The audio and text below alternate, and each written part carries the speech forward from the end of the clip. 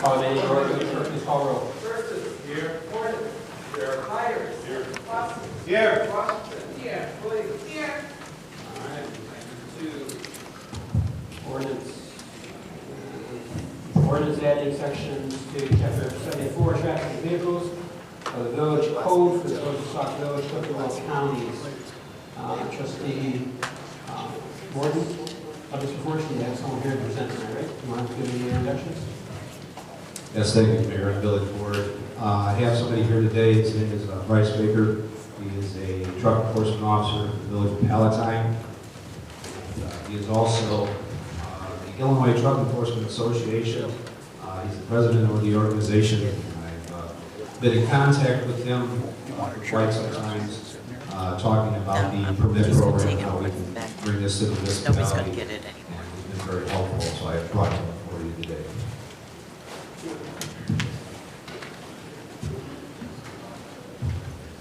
Hear me now? Great. Thank you, Mr. Mayor and trustees.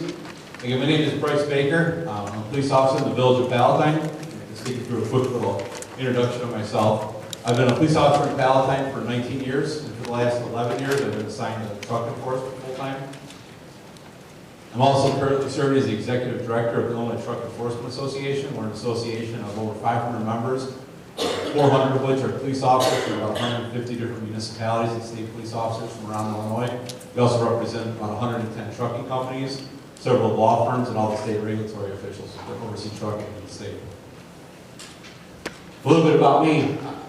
I'm a police officer in truck enforcement, but I come from a whole family full of truckers. This is a picture of my dad's dad after World War II. He drove for Standard Oil for about 30 years. And my mom's dad also drove over the road from Northwest Indiana up into Chicago for about 30 years. And that's his last day as a trucker in 1977 when he retired. I quickly learned when I was started doing trucks that there's a lot of truck officers out there like myself who knew absolutely nothing about trucks. And I didn't want to be that guy. So I went out and got my permit for every Saturday for a year. I sat out on a lowboy. I went out there, learned how to drive, got my Class A CDL. Learned how to throw chains, tie down binders, move permit loads. So that's me driving. So I'm not only a police officer, but I am a truck driver as well. Like I say, I love local law enforcement, I love local government, but I love this industry. It's a great industry, and there's a great balance that can happen between local government and industry if enforcement is done correctly. So a question that Trustee Morton asked me to address to you guys is local truck enforcement bad for local business? Well, I can easily say, sure, it can be, but if enforcement's done right, it won't be. And here's how you do it. First of all, proper enforcement will level the playing field. The majority of trucking companies are legitimate, they want to be compliant with the law, and they want to do their job effectively and be profitable. The problem is that when they're competing against trucking companies that are cheating, that are breaking the law, and there's no enforcement to hold them accountable for those actions, the good businesses are the ones that suffer because they're trying to work, they're trying to do a good job, they're trying to pay taxes. But when the companies that are cheating are undercutting for business, who's there to enforce it to make sure? That's what you need truck enforcement officers for. It's a great educational opportunity for law enforcement.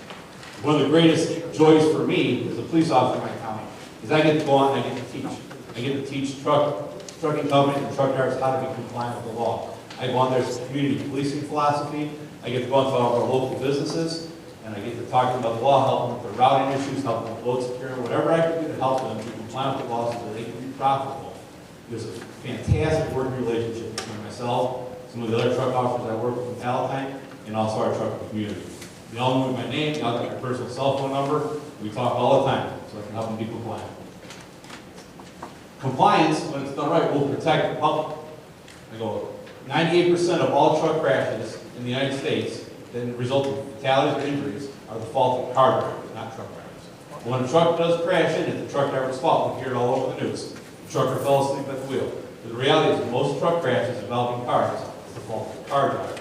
If we do our job right and we do truck enforcement well, we are going to protect the public and we're going to protect the infrastructure. As taxpayers, you guys have invested heavily into making sure you got planter beds and making your town look nice and street lights and wires going over your town functions. You don't need trucks that are out there on the wrong roads, tearing stuff down, running over stuff.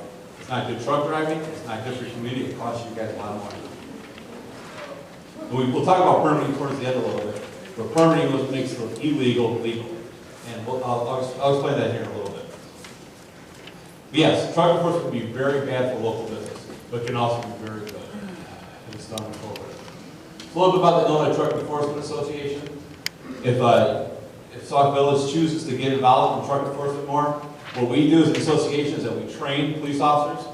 I know there's a lot of different kinds of training you can go to. Our training, we believe, is very authoritative. All of our training has been built with the trucking industry and with all the state regulatory officials. Every last bit of it we put out there. We'll do a 40-hour basic class, which we have one coming up in May. And we also do a 40-hour advanced truck officer class. We actually take police officers, we actually have them drive semis so they can see what it's like from the trucking industry perspective. We also do an 8-hour certification course for police officers. We've been trained by other institutions. We call it Teach Them Stupid on them. They've learned bad things about doing trucks, and they've learned that trucking is a source of revenue. And it is a source of revenue, but it shouldn't be a source. You shouldn't do enforcement solely just for the money. But you can make a lot of money doing it. We're a resource both for the industry and for law enforcement. Everything that we train our police officers with, we give to the trucking industry as well. We have volumes of resource documents online with standards of practice that make up for, it's a very big and confusing law. And sometimes the law can be manipulated for sword gain on the trucking industry, which isn't right. We do standards of practices out there to make sure that police officers are actually following the law correctly. We have online tests they can take about different topics. We have interactive flow charts they can look on their phone if they need to find, does this driver need a CDL event? They can punch in information on their phone, they can get the right information. We also have a discussion forum where they can ask any question and we'll get the right answers for them. We have thousands of questions that have been asked and answered on there to make sure police officers and the trucking industry have the right information to be successful. It's a great way of community. You're a police officer, I have your trucks. Another great joy of mine is I get to interact with truck enforcement officers all over the state. I like the guys I work with, but it's a lot. When I talk with my colleagues who do the same job I do, it's fantastic. We work together, we enforce things together, and we build a community with the industry as well. But the big thing really is accountability. We provide accountability, whereas my police chief, he's a great guy, and he's a smart guy, but he knows absolutely nothing about trucks. And if there's a truck question, he'll come and ask me, and if I was a bad guy, I could bamboozle him all day long if I wanted to. He's like, hey, Bryce is the truck guy. And, but I don't have it, because I have that ITEA. Our job is to hold police officers accountable. So we have a very specific, a very niche area of law enforcement with very confusing law, and when truckers make mistakes, it costs them a lot of money. And if that's the case, if I authorize a police officer to issue tickets in the tens of thousands of dollars, someone needs to hold me accountable for my job to make sure I'm doing it right. And that's what the ITEA does. With my chief and my boss don't always understand what's going on. So I'm held accountable by my own association that I help start. So let's talk a little bit about the state of Illinois and some problems we have here. If you guys didn't know, we have some economic issues. Broken economy in the state's broke. And as you guys know, we have a new governor, and I'm not going to play politics here, but he's a very pro-business governor. And that's a good thing. We need good business in Illinois. We need business to come into this state, to stay here, or our economy is going to fail. But with the pro-business administration, we also find out that that side of the political scheme also wants to cut revenues from local government. And we all heard about the LGPF and how they want to take 50% of local income taxes away from local government, which is going to severely cut in on the money that's available to use a local town to be able to do your job. There's unfunded mandates. When we talk about trucks, we talk about permits. This is kind of where I want to get to that with that, is that you have this ordinance here before the council that allows for permits to be issued for oversized and overweight vehicles. The law says there's a maximum. Trucks can only be so wide and can only be so high, and so tall, and so long, and so heavy. And the only way they can exceed that is if they have a permit doing so. And unfortunately, a lot of towns will say, you know what, we have this business in town and moving oversized loads or overweight loads. And you know what, we don't want to make them buy a permit because then they're not going to like it. So just go ahead and make your move. But what you've done there is you've told the trucker to do something illegal. And that sets them up for failure. If they get in a crash and kill somebody, they hurt somebody, they tear down a light pole, they're going to turn back and say, well, the police department or the mayor's office or a trustee or someone official in the town said, go ahead and make that move. And they didn't have the right to tell them to do so.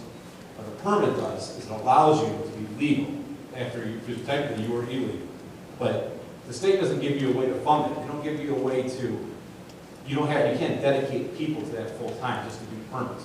They're not gonna give you a phone line, they're not gonna build a website for you to apply for permits. So we'll talk about that in a minute. But permitting is an unfunded mandate.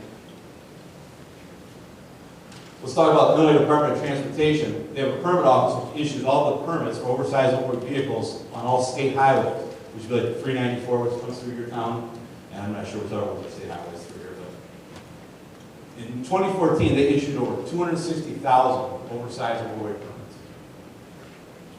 Of that, 77% was fully automated, meaning that the truck drivers could go online on a website, apply for the permit, and get it instantaneously.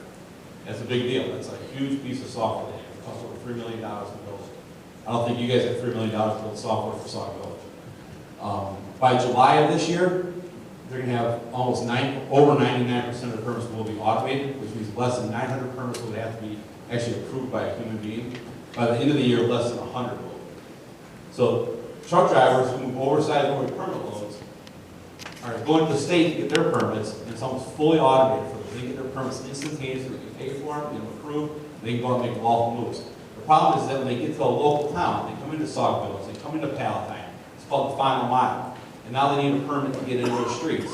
They can't get one, because maybe the town doesn't offer a permit. So how can they lawfully move oversized or overweight down a local street if they don't have a permit? So what they do is they spend a lot of time on the phone, calling the police department. I don't know, so they call public works, we don't know. They call the engineering department, we don't know. Eventually they just get frustrated and they go. Hopefully they don't get caught by the police on a permit, because they're going to issue tickets in $1,000.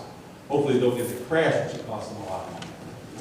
So what we need to do as local government is create a way for them to be able to get permits rapidly so that they can get them, they can get them moved. That's good business. If we give them a way to be legal and a way to be compliant, that's how they can be successful.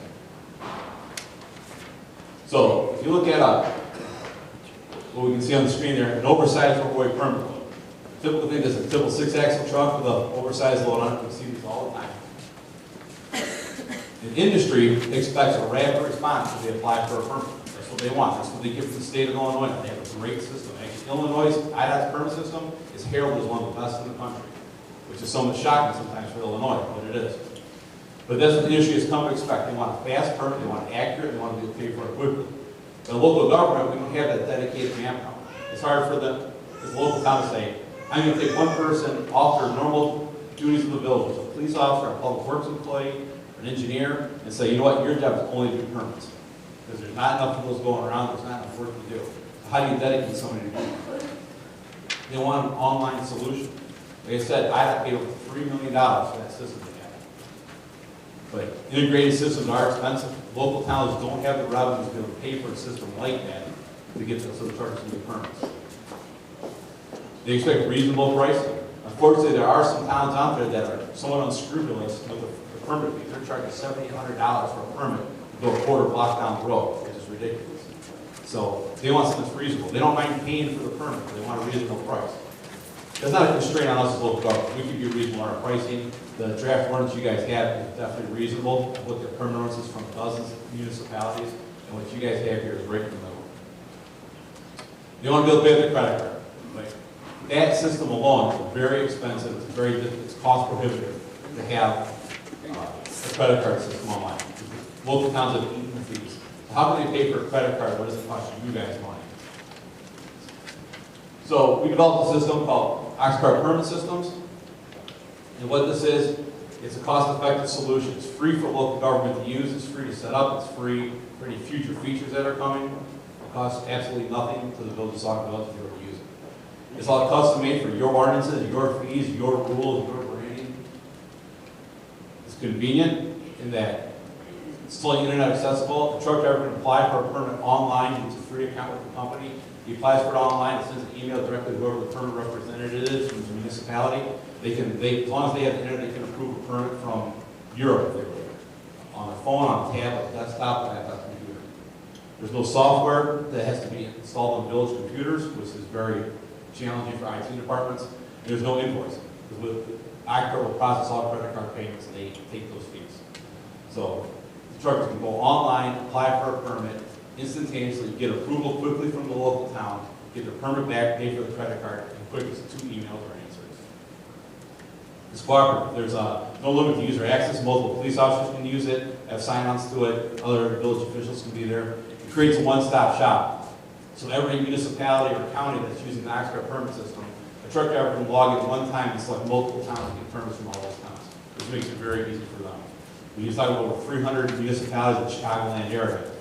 Every town has a different system for that. Like some fax, some way you can call it, and some way you do it for email. There's one way to get a permit from multiple agencies. And we have, the plan is with Oxford eventually it's going to be a future integration into the IDOT system so that trucks can get their IDOT permit. We've already spoke to IDOT about it. We're working on an interface so they can get their state permit and redirect it out to get their local permit as well. So a quick view how it works. A trucker can log into his dashboard. You can pick up at the top there. That's where you pick any town that he wants from our system.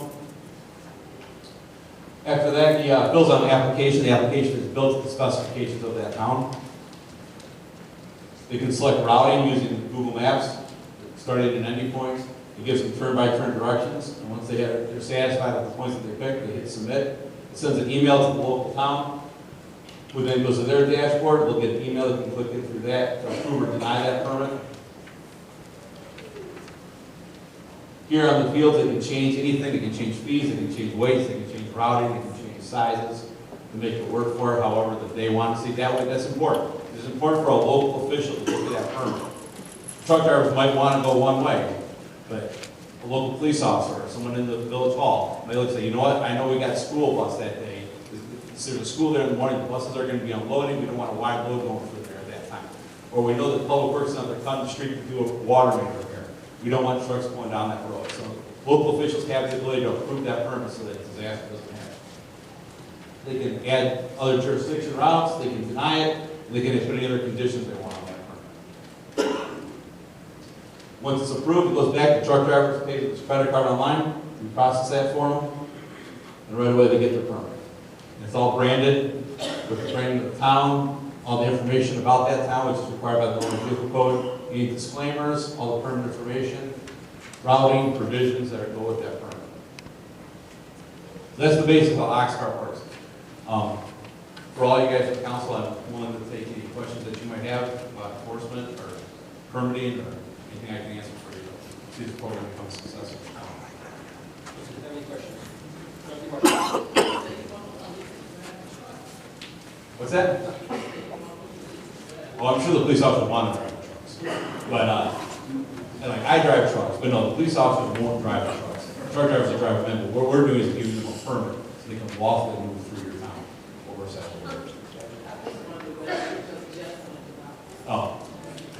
Well, trusting more to be the truck driver, maybe he wants to be the police too, but I'm not sure. Sir?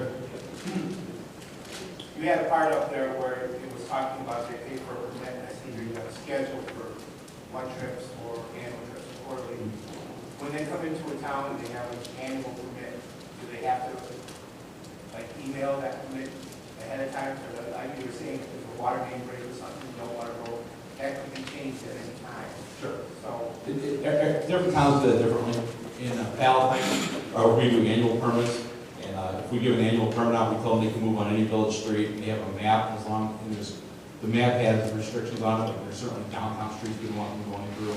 There's structures we don't want them to cross. Otherwise, they can move through it. There are some towns that do annual permits where they say, okay, you're going to buy one permit, pay one time, but you have to get a route approval every time you do it, which is perfectly legitimate.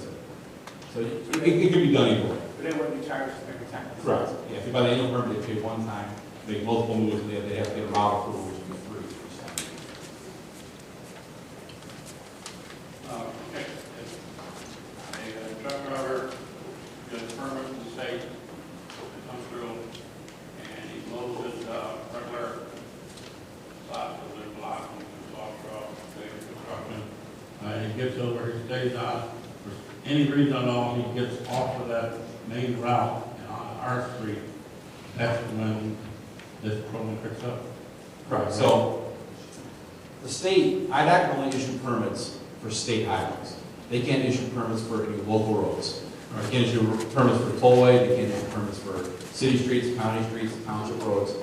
They can only issue for their state highways.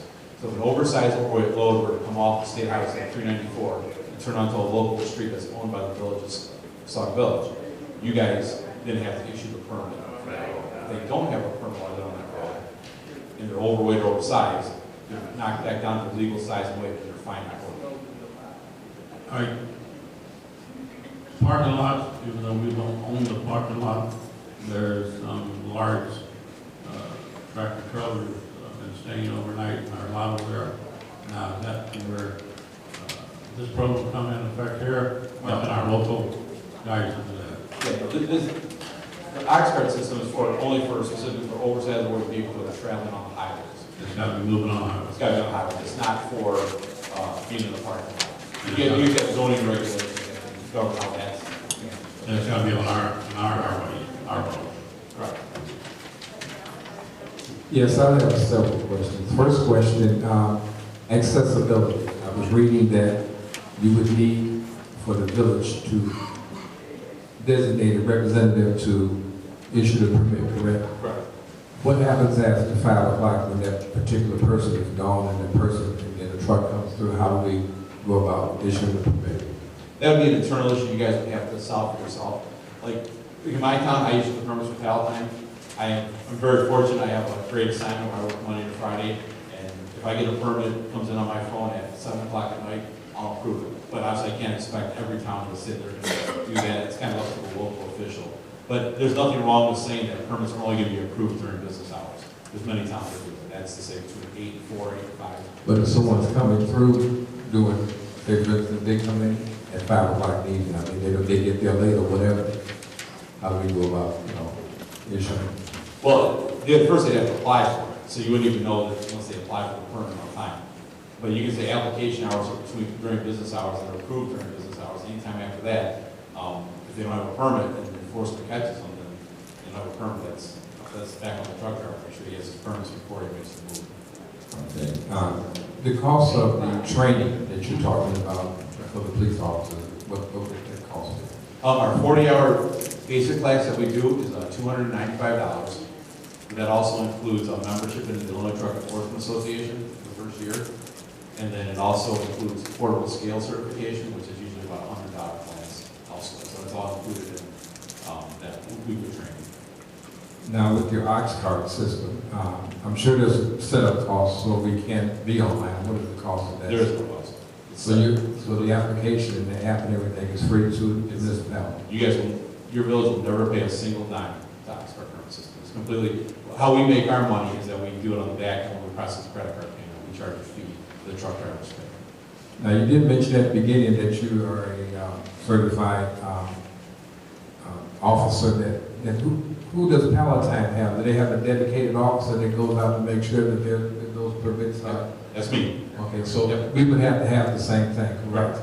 It would have to be an officer? It doesn't have to be, the law doesn't specify that it has to be an officer. There are times where engineering departments do permits, public works No, I mean, departments. as far as monitoring. Yeah, as far as enforcement goes, yes, a police officer would have to do It has to be a police officer. I mean, we would have to dedicate an officer to be there to make sure that whatever comes in 24/7, it's has a permit.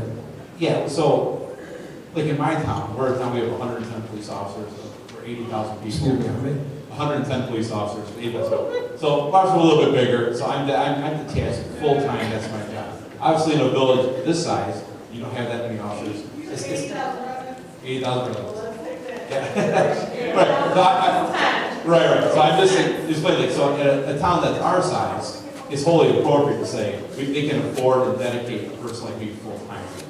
A town this size, that's not appropriate to say, we're gonna take a guy solely just for truck enforcement, because you don't have the manpower to do that. So typically, what smaller towns like this will do, is they have a traffic engineer, they have an officer that usually works day shift, that's more inclined to do traffic duty. They'll send him to truck training, so it's cross-training. So he's gonna go out, he's gonna be on the street handling calls and doing calls for service like a normal police officer would. But in the meantime, maybe instead of running radar, we stop their stocking trucks. Why is that now? Because I'm sure when you came in, you saw our truck terminals that we had. Oh, yeah. We had several. Yeah. So therefore, that would be a 24-hour job because they're coming from all angles. Right. So, I mean, we would have to basically dedicate a officer or different shifts, at least, especially in the evening, because if they find out that we're monitoring them in the morning, in the afternoon, quite naturally, the word's gonna get out that they're gonna come in the evening. And there's truth to that. And I think you'll find out that if you have an officer that's dedicated, that may not be full-time to, but is the guy who's the truck officer, he develops that rapport with the industry. That most truck drivers will start to become compliant with the law, and yes, there's always going to be those who will move after hours, because they know that's when the officers aren't working. That's part of it. I mean, you can only do so much in law enforcement, we can't get everybody. But nonetheless, you know, like I'm the full-time truck officer, but I only work 8 hours a day. So in the 18 hours, there's other officers that I've trained, and they learn to spot things and see the things that are unusual. They'll call me, and I'll talk them through that. But it's my job at the end of the day to make sure that the enforcement's done. So then it's 20. You can't afford to put someone out there 24/7. They find out that we're monitoring. The word will get out. And my last question: if a truck company or whatever, knowing that they're overweight, and what is the limit? In other words, will issue a permit even if they're 100,000 pounds? Right. Well, the maximum gross weight on any street in Illinois is 80,000 pounds. You can only issue permits for what are called non-usable loads. A driver can't load his dump trailer full of dirt to 100,000 pounds and ask for a permit. You can just as easily take some dirt off and make it legal. The permit is for a piece of precast concrete or a piece of construction equipment or roof trusses that are big. The only way to make them smaller, to make them legal, would destroy the load. So that's what you issue permits for, not for trucks that could be legal if they just took a little less long. No, I'm talking about the carrier trucks, the ones that you cannot see what's inside. Right. I mean, is that 80,000 net, correct? It's 8,000, yes. No, it's total. That's vehicle and load. So if this person comes in and he knows he's overweight, because we do have a scale on Route 30. Right. A lot of them avoid that. Sure. You know, so I'm pretty sure they know how to avoid that. They'll find out once this gets out. What I'm asking, will they issue, in other words, if you catch a person comes through, quite naturally, if they're asking you for a permit, they're trying to become overweight. Yeah, if someone's asking for a permit, and then they know that they're overweight or oversized. Will that person be able to get a permit if they're 100,000 pounds? It depends on the load. That's why you get to go back. If the load is visible or is it not visible? If it's a piece of construction equipment, they can get a permit for that. If they put too much dirt in there, they can't get a permit. The police officer's job is to recognize that vehicle's overweight, to weigh it, and then say, okay, you're 20,000 pounds overweight right now. Issue that fine and tell them, well, I can't lawfully tell you to continue to move overweight. I cannot lawfully issue you a permit for that. So now you have to legalize your load. Now, that's at officer's discretion. I mean, obviously, I've written thousands of overweight tickets in the last 11 years. And the law says that I'm supposed to make it legalize the load. And there's been very few that have earned the right to get up there with a shovel and actually empty it out. Most of them, we give them out and tell them, That was my next question. I'm sure the fine is greater than the permit. oh, absolutely. So, so I'm just looking at, okay, we give you a permit or do we fine you? The officer makes that decision. Right. Okay. It's up to him to fine the truck. The truck is legitimately overweight, it's violating the law. It's his job to assess that fine. There's also discretion. If I stop the car for speeding, going 30 over, I can write him for 20 or whatever. He can always lower that down if he wants to. But the permit is there for trucks that can't get down to legal size and weight, so they have a legal way to move down the road.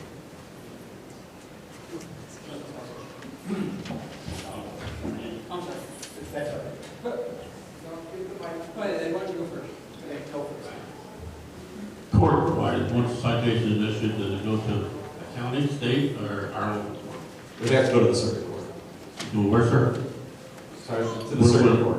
Okay. I think you guys are marked. All the citations go to the state court then? Correct. There are some other truck tickets that can be written like failure to secure a load or bad tires that you could do through a compliance citation, which should go through the local court. But anything that's oversized, overweight, involving CDLs, those have to be documented on a uniform traffic citation and then prosecuted through the circuit court.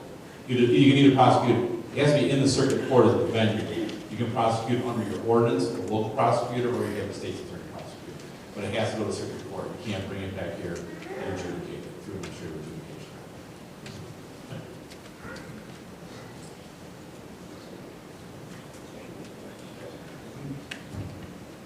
Going back to Trustee Burgess' first question about when the village is open, how long in advance can you buy like a one-way trip in and out permit, and then how long is that good for? Well, they have to have the permit before they move on your street. So, however soon they want, like, I'll get permits sometimes 3 or 4 days in advance, but they'll put on the application that they want, like, today's the 17th, St. Patrick's Day. They may apply for it today, but they'll say that they want to move on Friday, the 20th. So the permit will be effective on the 20th, and then go for 5 days. It's a 5-day permit or a 10-day permit from that day. So it'll be effective from March 20th to March 25th. So they have that discretion to be able to pick those dates.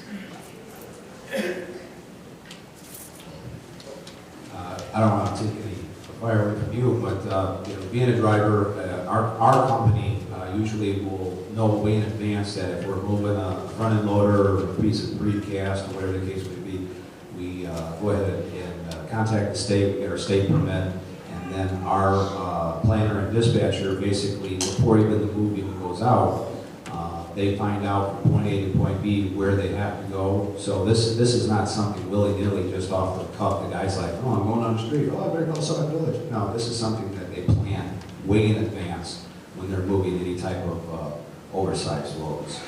Correct. And most heavy haulers are going to, like the trustee said, are going to plan in advance, and they want to be compliant. It's just that when they get to the final mile, the starting mile, it's difficult to get that local permit. It's difficult to apply for. It's difficult to pay for it. That sometimes they're going to be like, you know what? It's just easier to roll the dice here and just go, which isn't good. We don't want those vehicles moving without supervision through our towns. We don't want an accident to happen. But we need to provide a way for them to be legal. Any other questions? All right, thank you. Thank you, sir. Appreciate it. And, we have this, you have the ordinance in front of you. Does anyone have any problems being on the consent agenda next week? Okay, so we put it on under new business. Right? Under new business this week.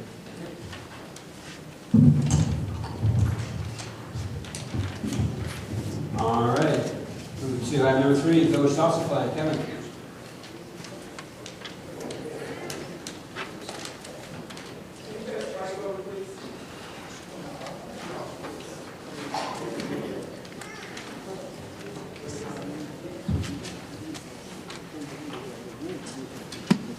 All right, every year we get to decide what we're going to do with our salt. This year, last year we actually had a 2-year waiver, and the waiver expired. We get our salt through a CMS system, which is a bidding system. We've been getting it there for the last 30 years that I'm aware of. Normally, the pricing is good. Last year we got a major price increase with no explanation. All the municipalities in the area discussing a lot with their directors and them discussing with their trustees and their mayors. They've been trying to figure out other avenues, from anywhere from buying shiploads from other people ahead of time, waiting through this system here to see if it gets any better, finding out what laws have changed to cause the problems. We're finding out right now that some laws have changed that are causing the salt companies some problems of storage. And this is what's causing the price increase because a lot of companies did not bid for the salt. So coming up, we have to go out this year again either for bid, or we have to try to find a company that's going to supply us for the year, and which we would have to sign a contract for whatever amount we purchase. Through CMS, they have 2 types of bidding. They have a 100% bid, or they have a 120% bid.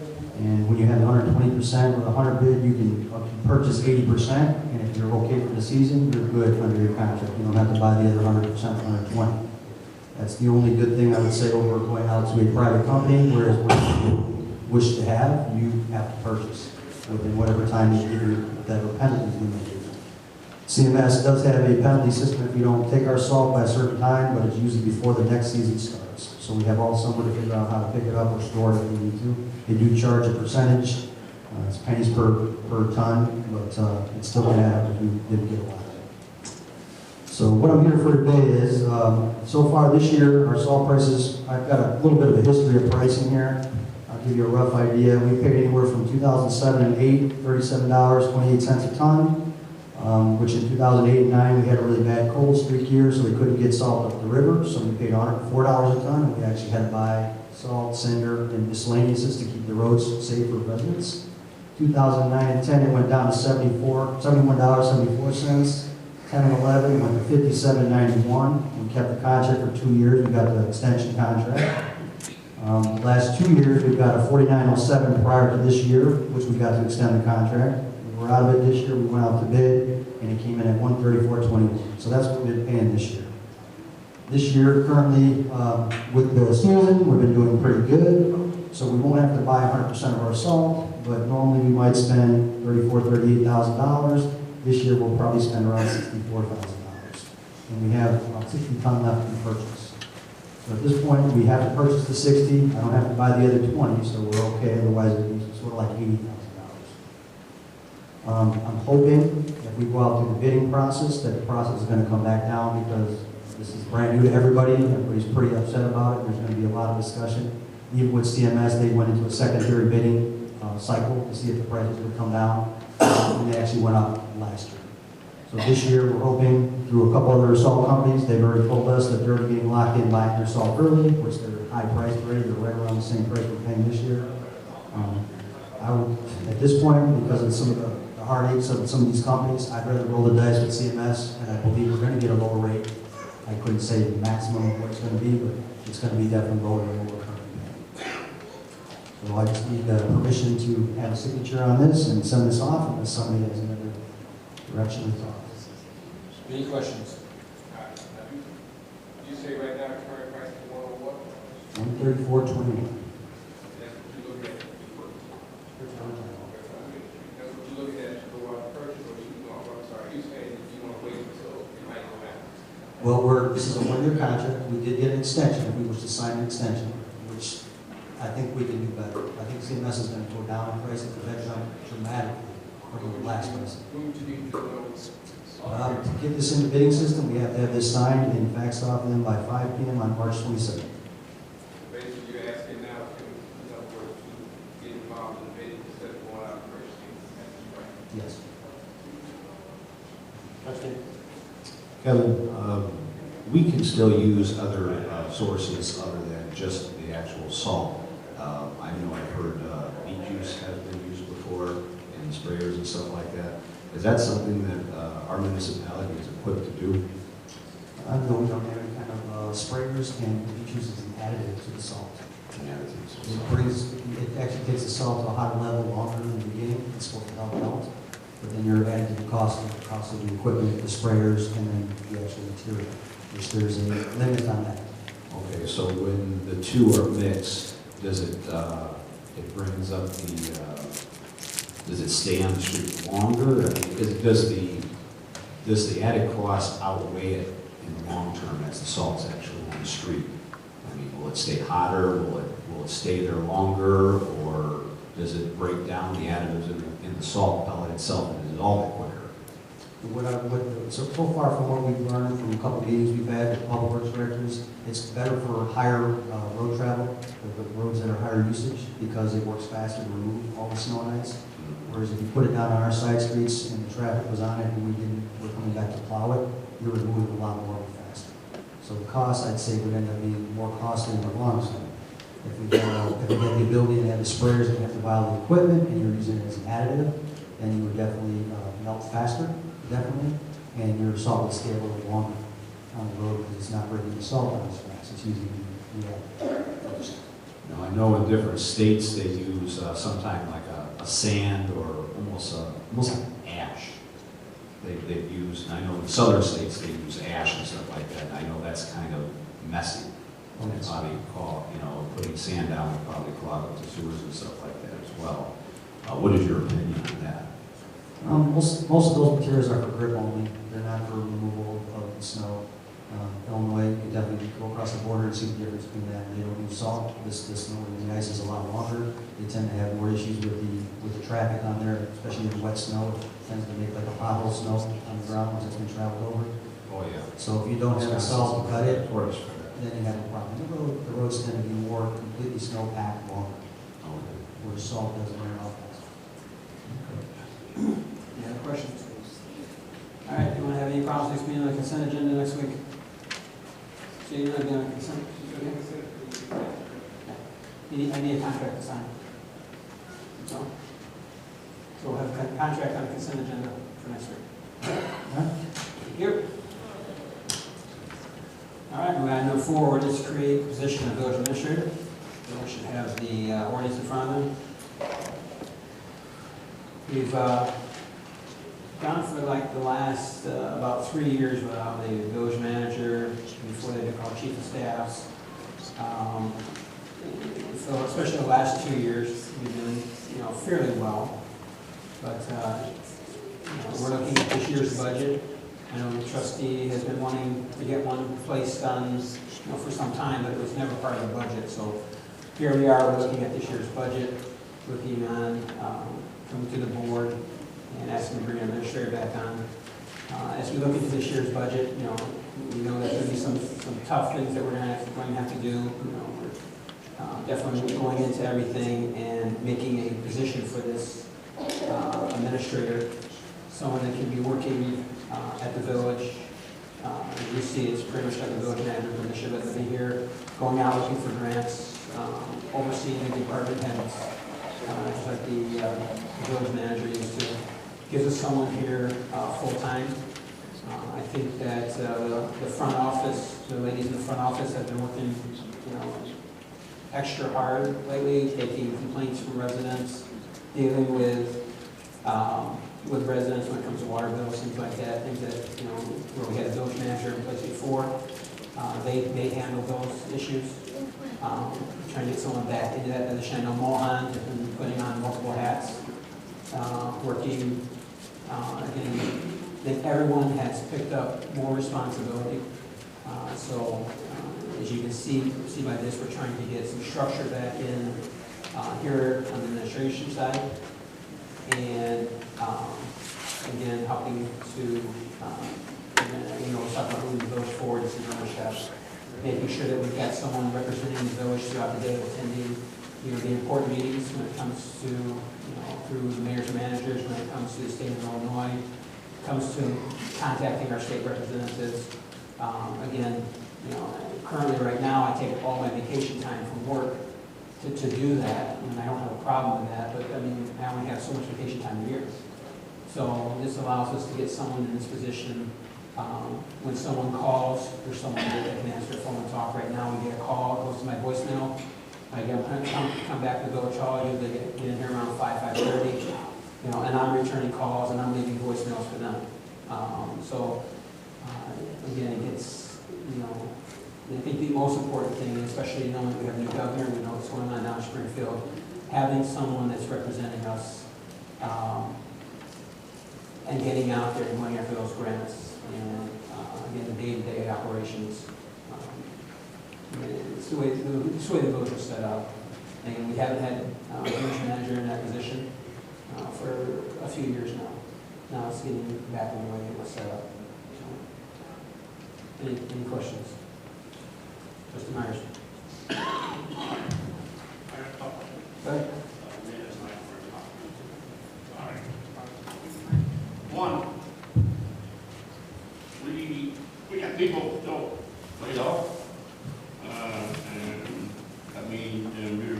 I know we've asked the department heads to cut their budget again, so we're in a financial problem. I know the state is going to be keeping some of our money, give us all to us. So one of the questions is where the money is going to come from. That's a good question. Right now, we're currently looking at the budget. Again, when you look at administrator is covering all the departments, and it covers the whole entire village. So, we're looking at, what percentage that someone's, will work under each department, represent each department. They'll be representing the TIFs, they're going to be representing the village. Again, it's pulling the money from where we have to, based off the percentage of representation for that. So again, I don't have the correct formula in front of me right now because we're still crunching the numbers. And again, right now there's no costs associated with this. What we're doing tonight is an ordinance to get these back on the books. And as you see, it's just like state statute. This is an appointment by the mayor with consent approved by the village board. So again, looking at these positions and stuff, we as we're doing the budget, you come up with what you think that figure is going to be, and working the numbers and stuff. All right. I have another question. I keep going. Okay. question 2C, that the administrator will be charged with other departments of your, is there other departments that's going to be in charge, or a person, a woman, whomever it may be? So second page, bottom of the page, is Yes. there other? Again, there's possibilities. And we looked at pulling these ordinances, pulled them from other municipalities. So, again, if there's another office or another department that allows for that to happen, so.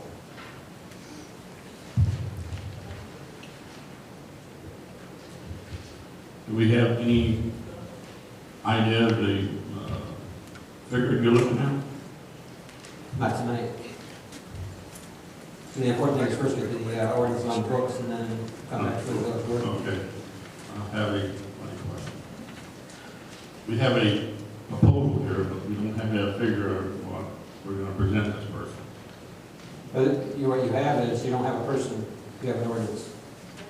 So there's no We person don't have a connected. range, we gotta have some kind of range on it, or, You're, I think the you're, difference is that this is an ordinance. Right. You can't hire somebody to a position that doesn't have an ordinance followed. So it's not a contract.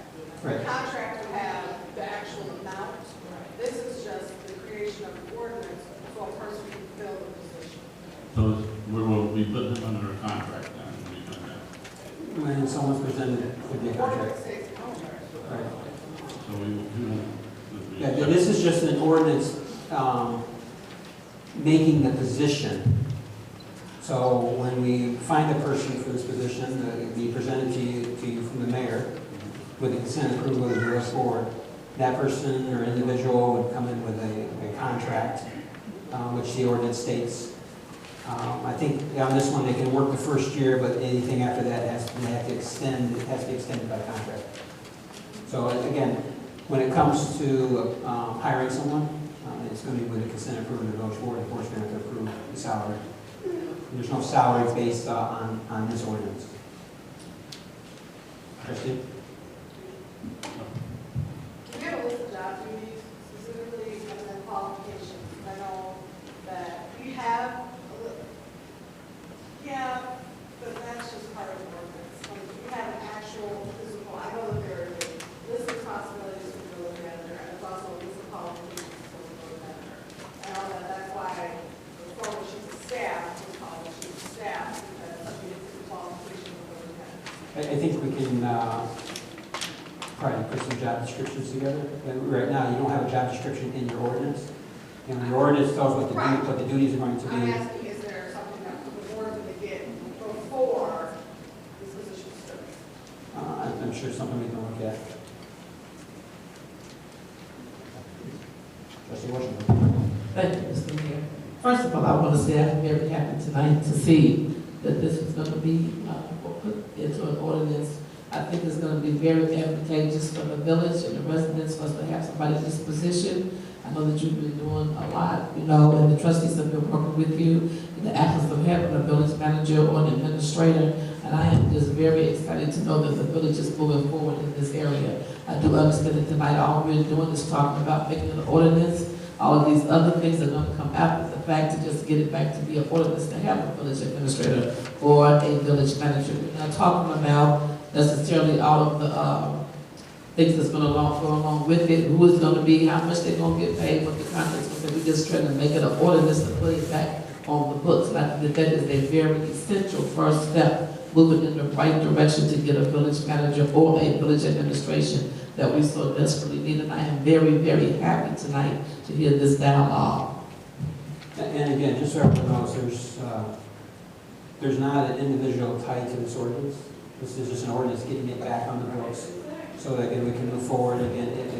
Once an individual is brought before this village board, again, it's a, wait, I always get these things mixed up. It's an appointment by the mayor with consent approval of the village board.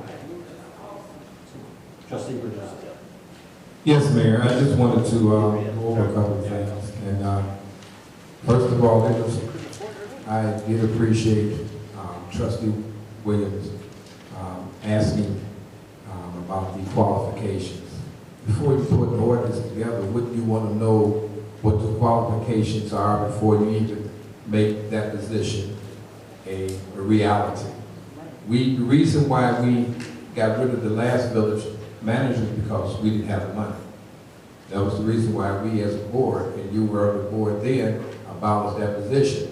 I don't see what has changed since then to now, except for the government is going to take away $500,000 out of our budget.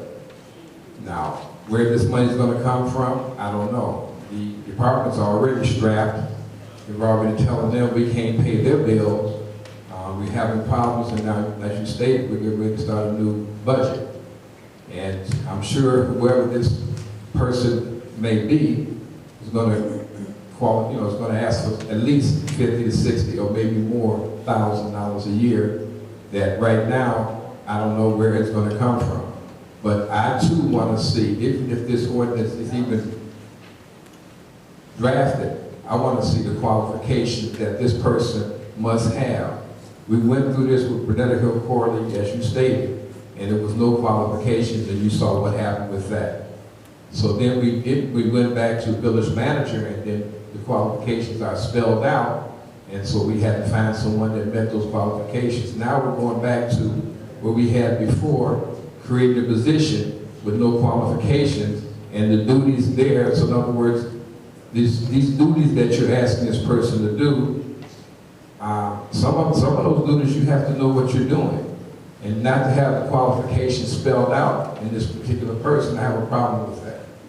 Those are the two things. One, I don't know where the money's coming from to create this position, because the reason why we got rid of this position is because we didn't have the money. What changed in that time to now? And like I said before, we have less money because our taxes are less coming in because we have less people that own the homes. Businesses are gone. So it sounds good, but can we afford it? And if you say we can, I want to see, number one. Number two, I would like to see qualifications. I want to see something spelled out. Now, I can understand what you're saying about salary, but wouldn't you want to know, wouldn't this board want to know what type of range this person would be applying for if you're going to create this position? Just to not have that spelled out, it should be spelled out between what dollar amount to what dollar amount, have a range. So those are the three things that I think are very vital to put into this ordinance before it's even thought about being brought up, or even voted on.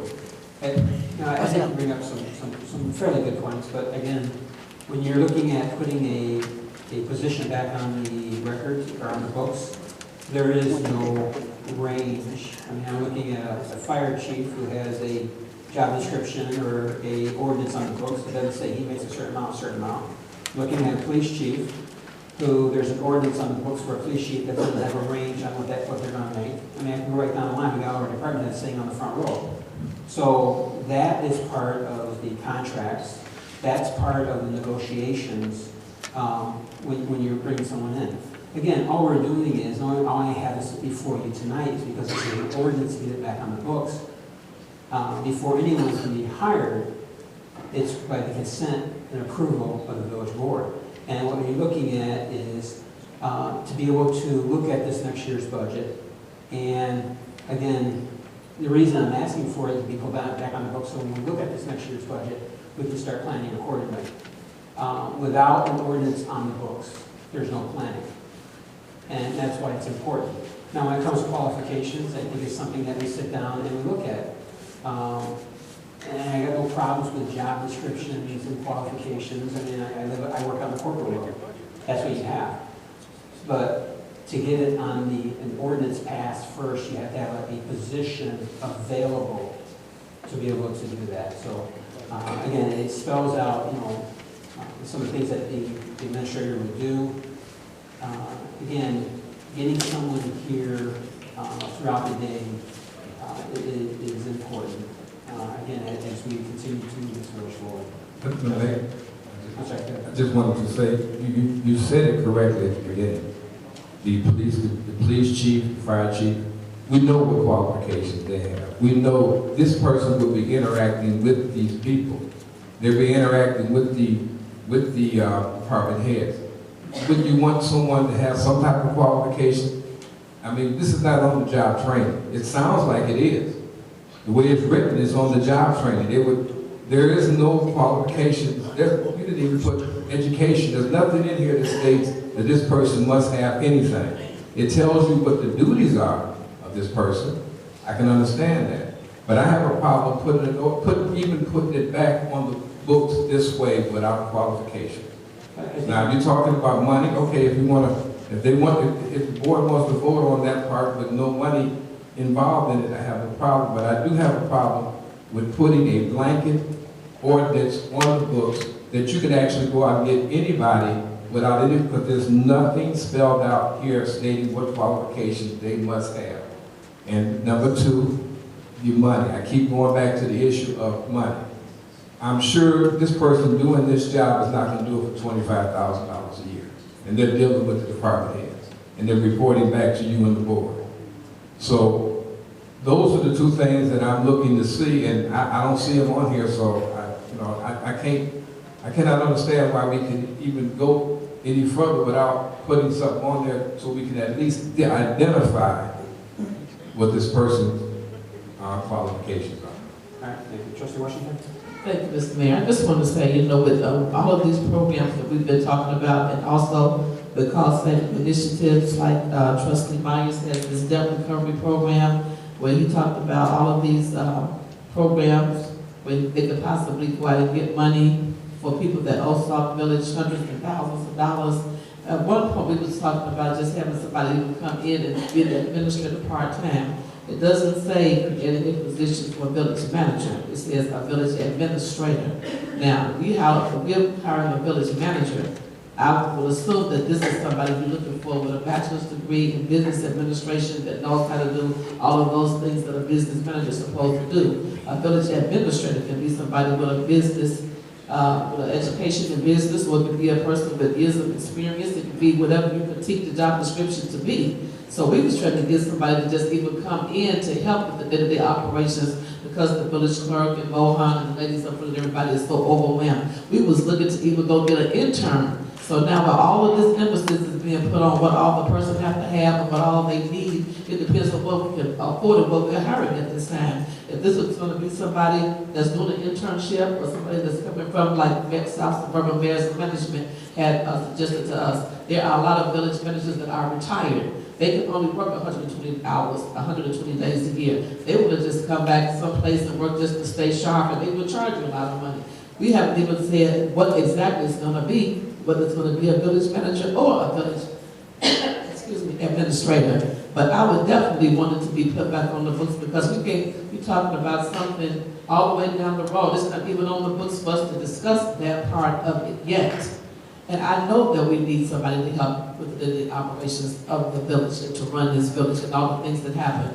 Not just with reporting to the mayor and to the trustees and to help with the different departments to be accountable. People get shot, people get killed. We hear about it 3 or 4 days later on Facebook. I mean, we need somebody in here that can help see and watch and make decisions and get in contact with the mayor, the trustees, and do whatever needs to be done. I don't care if it's somebody part-time, somebody retired, but to not even want to have the help.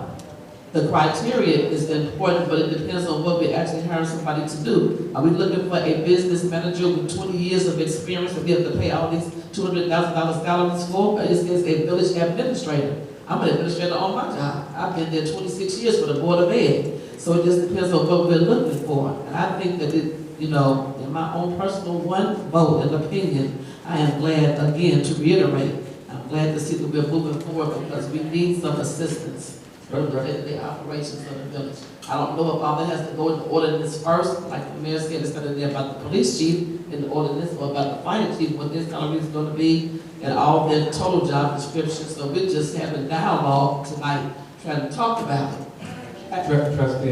Trustee, I just have one answer for you. We did that. We tried that years ago, back in 2009. I'm just going to throw one name out there to you, Renetta Hill Corley. She was the village chief of staff because she didn't meet the criteria and credentials. That's why she didn't last, because she didn't fit the job description. And that's what happened. That's why we got sued, because they did not know what to do. We did that. We tried that. Then we had to go, and we went back to the village manager. At that time, after that, we went back to the village manager because we did hire a village chief of staff.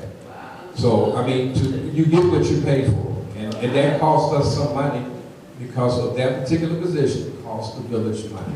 What I'm saying is I've heard that the village, at that particular instance, is also a person that was in charge, but I didn't know all what they were supposed to know too, being the mayor. So if we have two people that don't know what they're doing, you know, the blind leading the blind. We have a mayor and trustees up here that I feel know what they're doing, and they can give the village manager or administrator good direction. I'm not looking to hire somebody that we need to train. I think, first of all, again, you have an ordinance before you tonight to get it back on the books. When it comes to negotiating salaries and, you know, if you want to look at qualifications, I'm sure you're going to see resumes, things like that. Again, just like anything, just like any other department head, it's with, the mayor will present someone, and you're the voting board. So, I think all the department heads are pretty much the same. And this is, again, a position, but again, first of all, you have to get it back on the books. And then for me to even be able to present someone to this board. And to kind of give you a little example, I've been reaching out to mayors, especially looking at the budget. And, you know, and when I talk to these mayors, they're like, so how much does your village manager make? And I tell them, I said, we don't have a village manager. They're like, who's running your day-to-day operations? I said, well, it's pretty much the mayor. You know, and I do got some good people, you know, department heads are running their department heads, if they have something to contact me. But we don't have a village manager. You know, every mayor I talk to says the same exact thing. Number one, how are you doing it? And number two, you're missing some great opportunities. Because a village manager, and this is an administrative position, is the one that's out there all day long. And they're the ones that's going after the grants. They're the ones that's dealing with the people. I mean, I can't tell you how many times someone comes to the front window, they want to see the village manager or administrator. You know, they want to talk to the girls in the front window, do they? They want to talk to a mayor or a supervisor, you know, administrator. And again, I come back at night and I've got notes after notes after notes sometimes. And I'm sitting here making phone calls, calling people at night. Sometimes 7, 8 o'clock at night, return phone calls. You know, where a resident, they come to the window, they want something resolved right then and there. So again, this individual is, it's important for us, number one, to get it on the books first. And then we have to find someone that represents the board. So, yes. Thank you, Mr. Mayor. This is the last thing I want to say.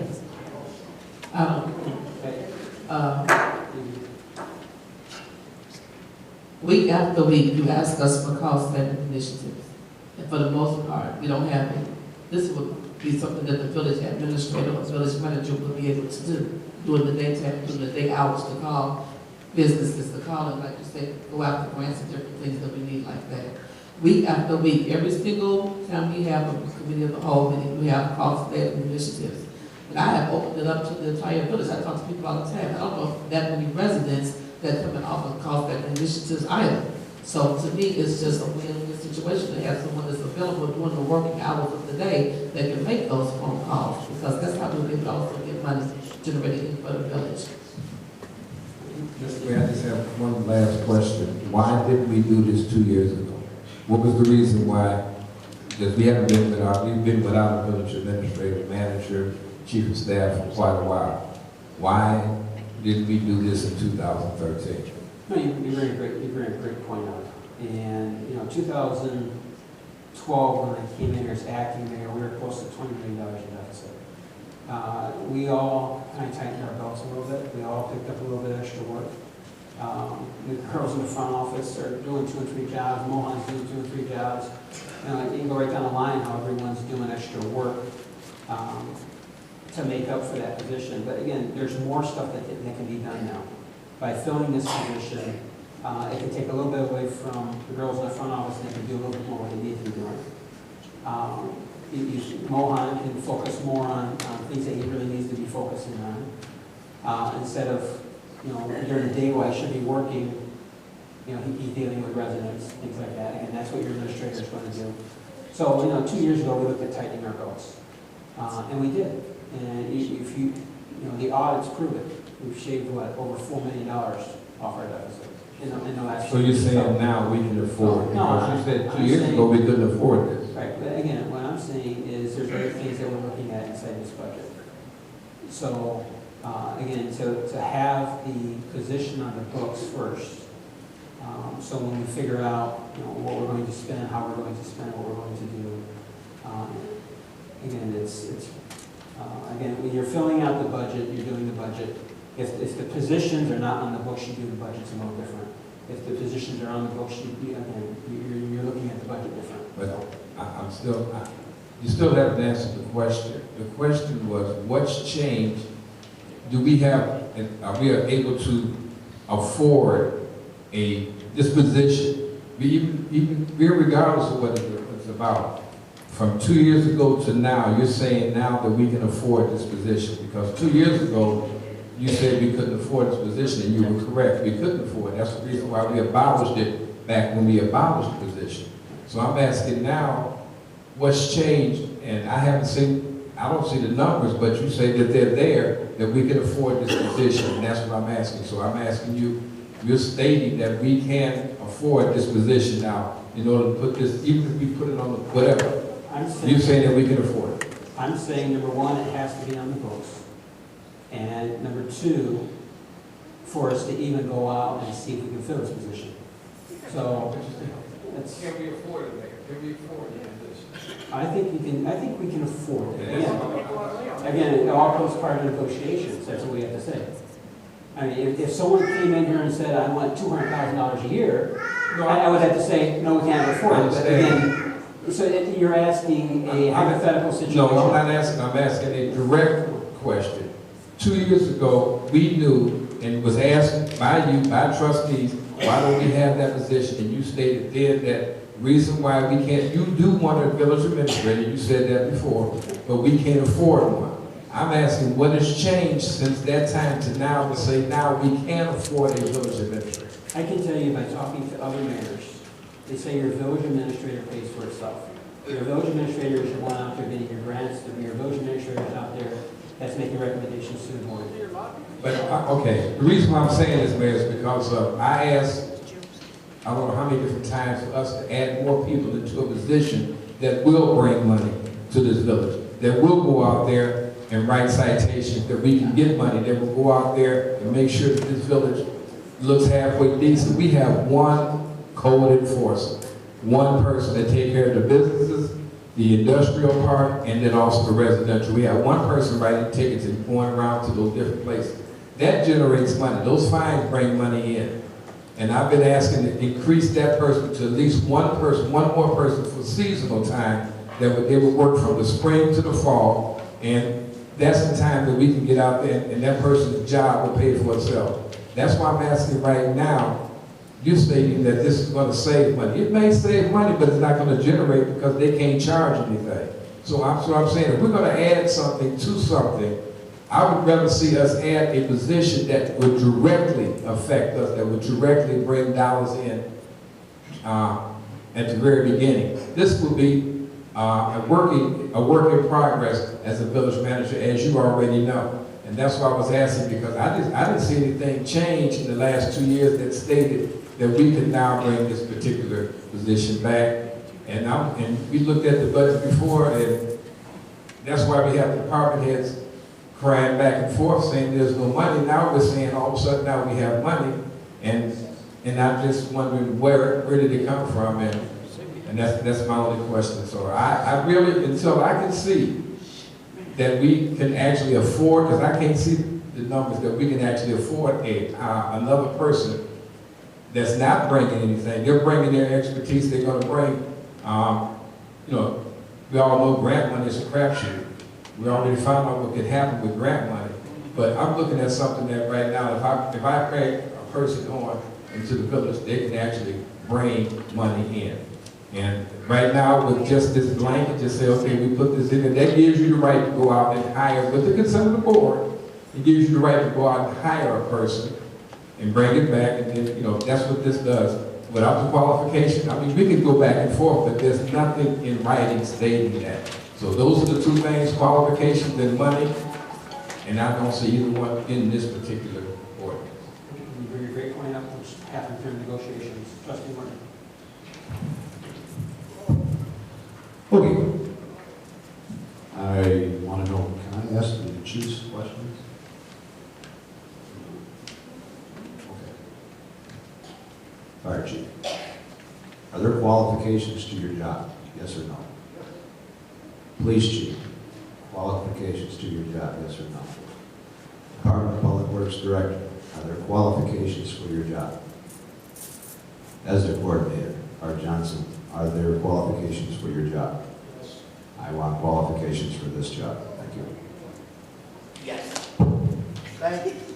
And I haven't said the one I did. What I'm saying is, you know, the qualifications come out and then you start looking for something. So, and you can't put out, you know, say that we're going to hire someone without number one being on the books. When you go off and you put out that you're hiring someone, that's when you put off, here's the qualifications you must have to be able to go hire. This is getting an ordinance on our books so we can take that next step. Again, that next step is having those qualifications, bringing someone for the village board.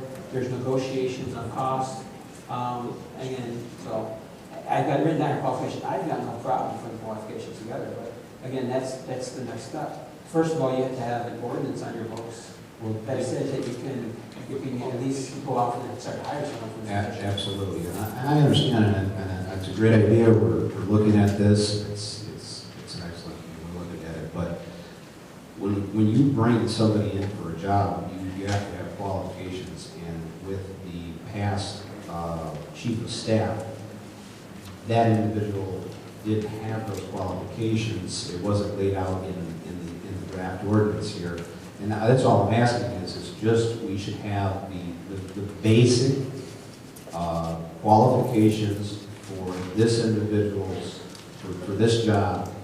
And it shouldn't be that hard because other municipalities probably have it as well. But I like what I see, but on the same token, I would like qualifications put in here, like qualifications, duties, I get it. But I just want to see qualifications. And you hear a good point. I mean, everyone wants to bring up the former chief of staff, you know, go back to 2 ways ago. She was voted by the board. And the board moved her. So, voted by the board, chief of staff. She was voted by the majority. By the majority. So, yeah. All right. Any other questions?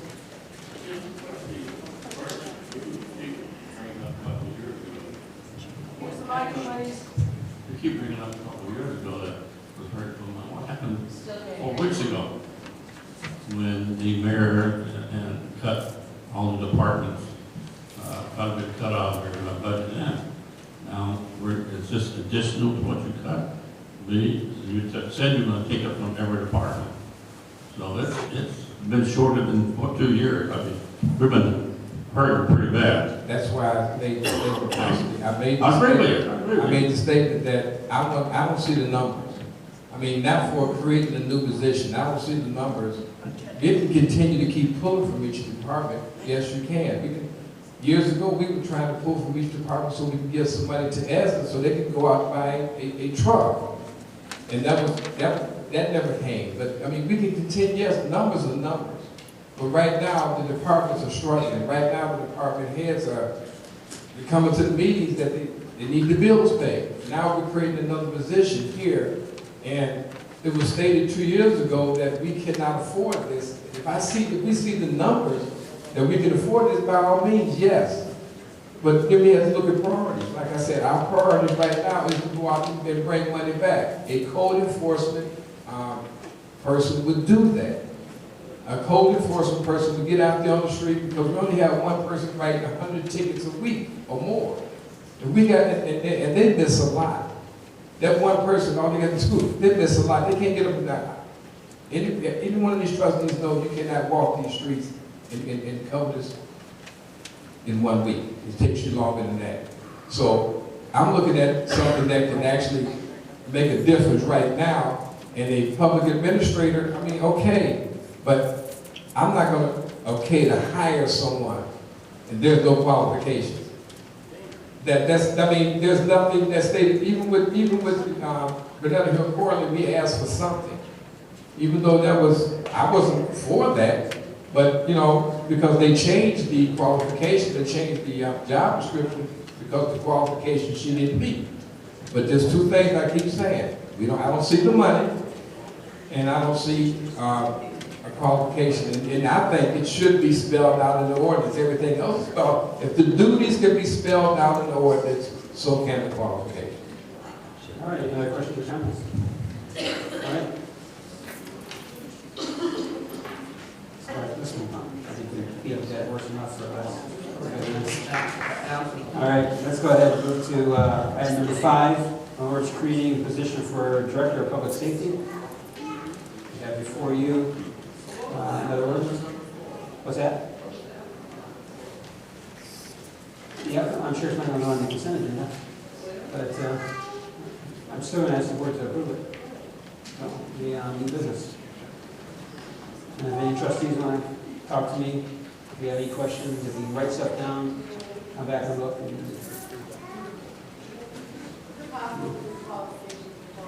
Yeah, I'll work on it. I think, again, when you look at your qualifications, let me go back for a second. Your qualifications, your salaries, all that kind of stuff, that's all part of the negotiations. And I think the board, I hear the board and I understand the board and I agree with the board. You need to have qualifications. I think what you do, though, is when it comes time to look for that individual, present that individual, number one, you have to look at the qualifications. And you may say, okay, either they have them or they don't, or I'm looking for something else. And again, tonight you have an ordinance to get it on the books so that we can move forward to the next step. There's no person tied to this. There's no salary tied to this. It's a position on the books so we can take those next steps. That's what's important about I us. agree. That's why I told Ed is that salary is part of our contract negotiation. The difference is that we know that if we're going out for a police chief or village manager, we know that there is past precedent, we know that there is, what does the police chief need to have, we know there's certain qualifications. I haven't reviewed the ordinances for those in quite some time, so I don't know if their qualifications are actually in the ordinance or not. But with salary, I agree with you 110%. That's all the negotiation process. Qualifications, in my opinion, it's something that should be in there. We got to listen to people, a kind of a roundabout with this. I think a roundabout qualification, BA or MA, business administration, whatever it's going to be. That was my concern from the beginning. I don't need this, of course, 40 minutes or whatever. But what I'm saying is that it might go a little bit easier if there was a basic roster of qualifications. I got it written down. I got it written down. All right, next one is the Director of Public Safety. So we got an ordinance for you, again, another position to add to the books. Looking at this, I've talked to, again, and a lot of these things aren't just stuff that I pull out of my head.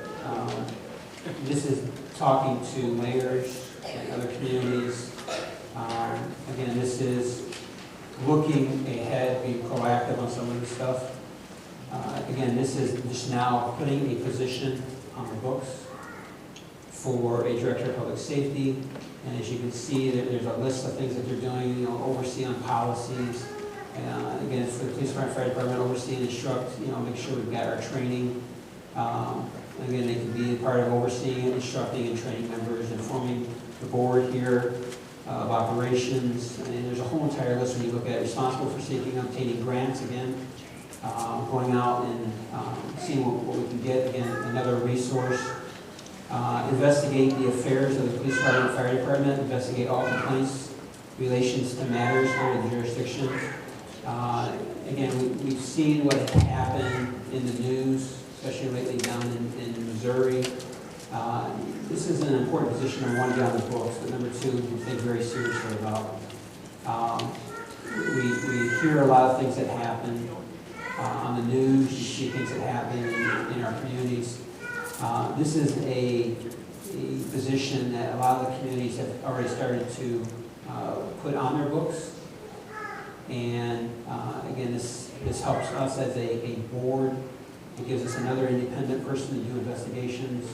I think you saw we've had to do investigations, and we've had to have court up here for a village employee.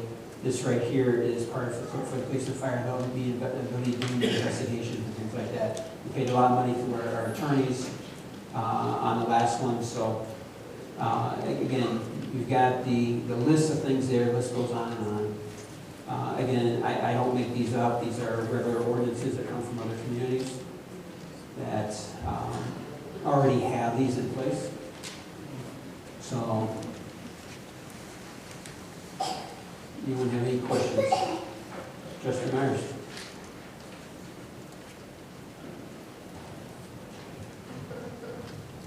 All right, I have a couple of questions as usual.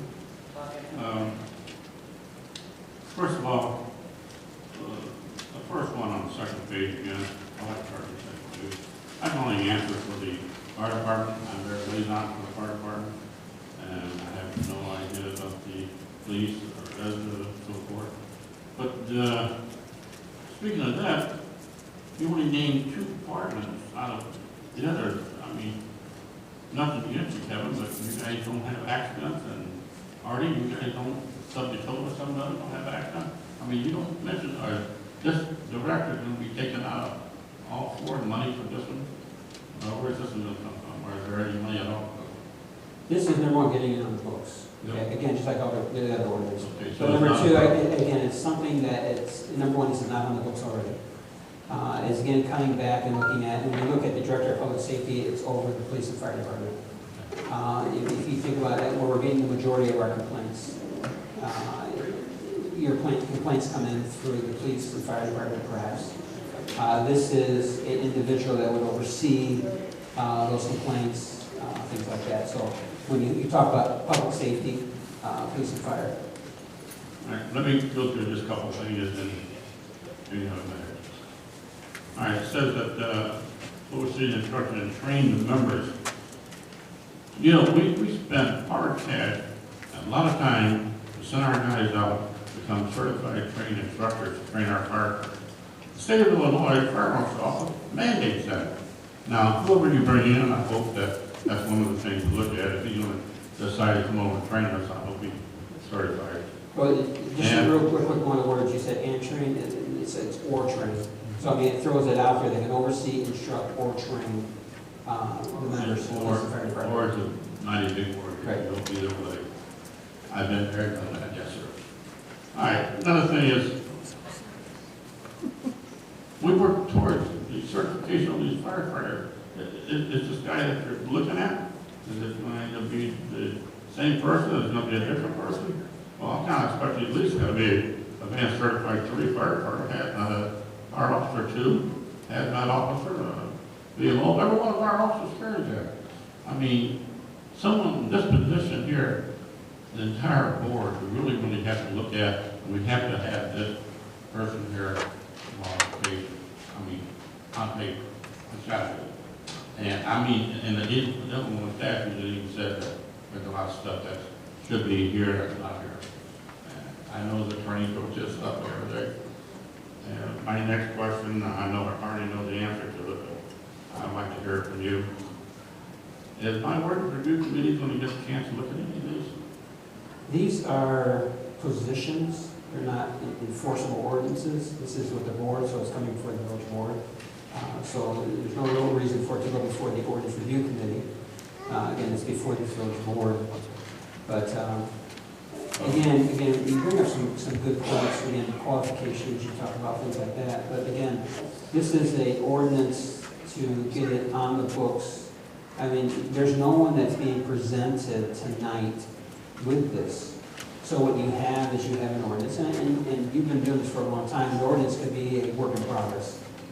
But again, when we look at getting something on the books, something that we can start to go out there, again, you can't really go off and start investigating, or you can't really go out there and say, we're looking for someone if you don't have anything on the books.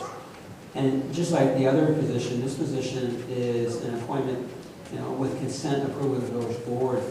I think, working with the village board, that's what you have to do. But, again, there's a lot of good points that brought up here tonight, so I'm taking notes. Trustee Leonard.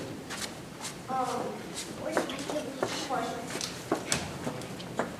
In the interest of time, let's just all agree that we follow qualifications. Okay, we don't need that 45 minutes. Because I think a lot of the conversation we just had is going to be, where's the money, what's the salary, qualifications, they cover everything. On the second page of the ordinance, looking at I, qualifications, here's my question. Upon vacancy of either department, for chief or other departments, upon the approval of the board, and I understand that. We're saying that this person will be able to kind of step in for position? Yes. Okay, here's my question. Further down, second to the last sentence, all employees departments use the ordinance to direct the public safety. Fire department including that too? Doesn't say fire department. Where are you at again? Second to the last sentence, Okay. all departments will use the ordinance to direct the pending the vacancy. Fire department should know that too. Okay. Yeah. But that's my question. I mean, basic qualifications. Right, because it says police and fire officer, that whole entire Right, paragraph. so that's, It's it missing. doesn't say fire department there, I wanted to make sure. And then,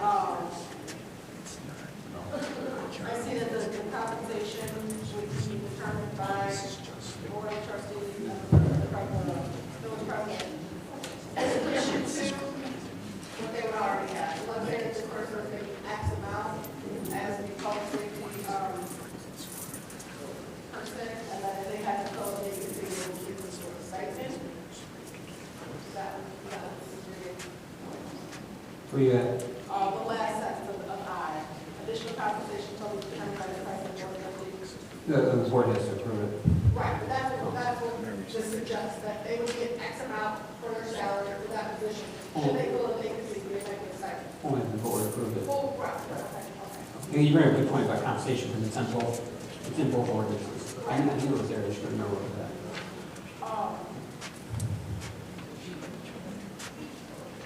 Again, without starting the qualification situation, I apologize. I do think that it was necessary to kind of same thing, kind of have an overview, for the same reasons. This we're dealing with a very long, millions of dollars budget. They have to know, the managerial skills, how many people are going to supervise, yada, yada, yada, from the village administration. Grant writing, things like that. This, we're dealing with state statutes, we're dealing with certifications, and it's kind of difficult to kind of oversee somebody if you don't know anything about that. So last time we had a chief of staff. Before that, chief of staff, we reported substitute teachers. And then it was like, well, you can tell a person with substitute teachers in school, and then they're going to get $26 million a year. We saw how that happened. We saw what was out there. So that, I'm not even trying to get a compensation right now, or where the money's going to come from, because we haven't looked at this in the budget that's coming up, so we don't know, and we don't know what the salary is on this person. I mean, I have reservations. I'd like to know about the qualifications, basically, and I'd also like to see the budget. I know that we're going to have a budget talk soon, so I'm not going to start trying to open up that kind of box either. But I think that my biggest thing right now, because this is just the ordinance thing, we're not looking at a contract, we're not interviewing the person. My biggest thing I'm going to do right now is policy. And I think that I would need to see that before I can go back. And qualifications, when we pull these ordinances from other communities, I'm sure they got qualifications. So I'm not going to reinvent the wheel, and I'm not going to make qualifications. I'm going to contact these communities. And say, can you please provide the Because I'm pretty sure qualifications? that's what we did in the past. Yeah. You know, that's how we allow our ordinances, we look and see what did this person do, what was wrong. Right. You know, I'm no way invested in it. I don't, I do not know what the actually was. Trustee Moore. Thank you, Board Leader. I have a question here. It says Director of Public Safety, so it's a Public Safety Director. I know other municipalities have had almost like two chiefs. And one is an administrative chief and one is an actual working chief that has certain qualifications. Well, I mean, this individual, I mean, I seen what Rosie was talking about on the bottom, but is this an administrative role, or would this individual have the qualifications to, be a working chief? I mean, it actually has to be a working chief, has all the qualifications as a chief and stuff like that, and also on the same token, the fire department. Again, is this an administrative chief that handles the desk, the paperwork aspect, or is this individual going to be able to have the qualifications to go out there and handle fire hose or handle the scene? Is he certified when it comes to those things? Those are questions that I would really want to know about. And like I said, Rosie said, I don't want to beat a dead horse about the qualifications. I really believe that has to be in there. Also, I do not see the emergency services nor the Department of Public Works. My question is, why would they not fall? Okay, let's go back to that one first. Again, this is emergency services, so you're replacing fire, number one.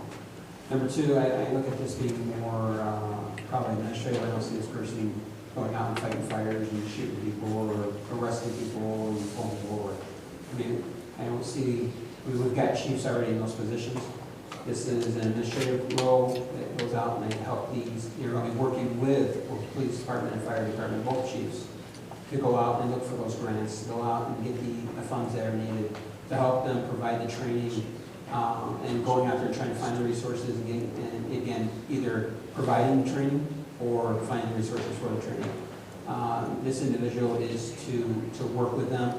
At the same time, give an individual, the police chief gets complaints. Right now he handles those complaints. This individual would handle those complaints for the police chief. Do the investigations, things like that. If the fire chief gets a complaint, the complaint would go to the next person, I guess. I look at it more, in the corporate world we have human resources, right?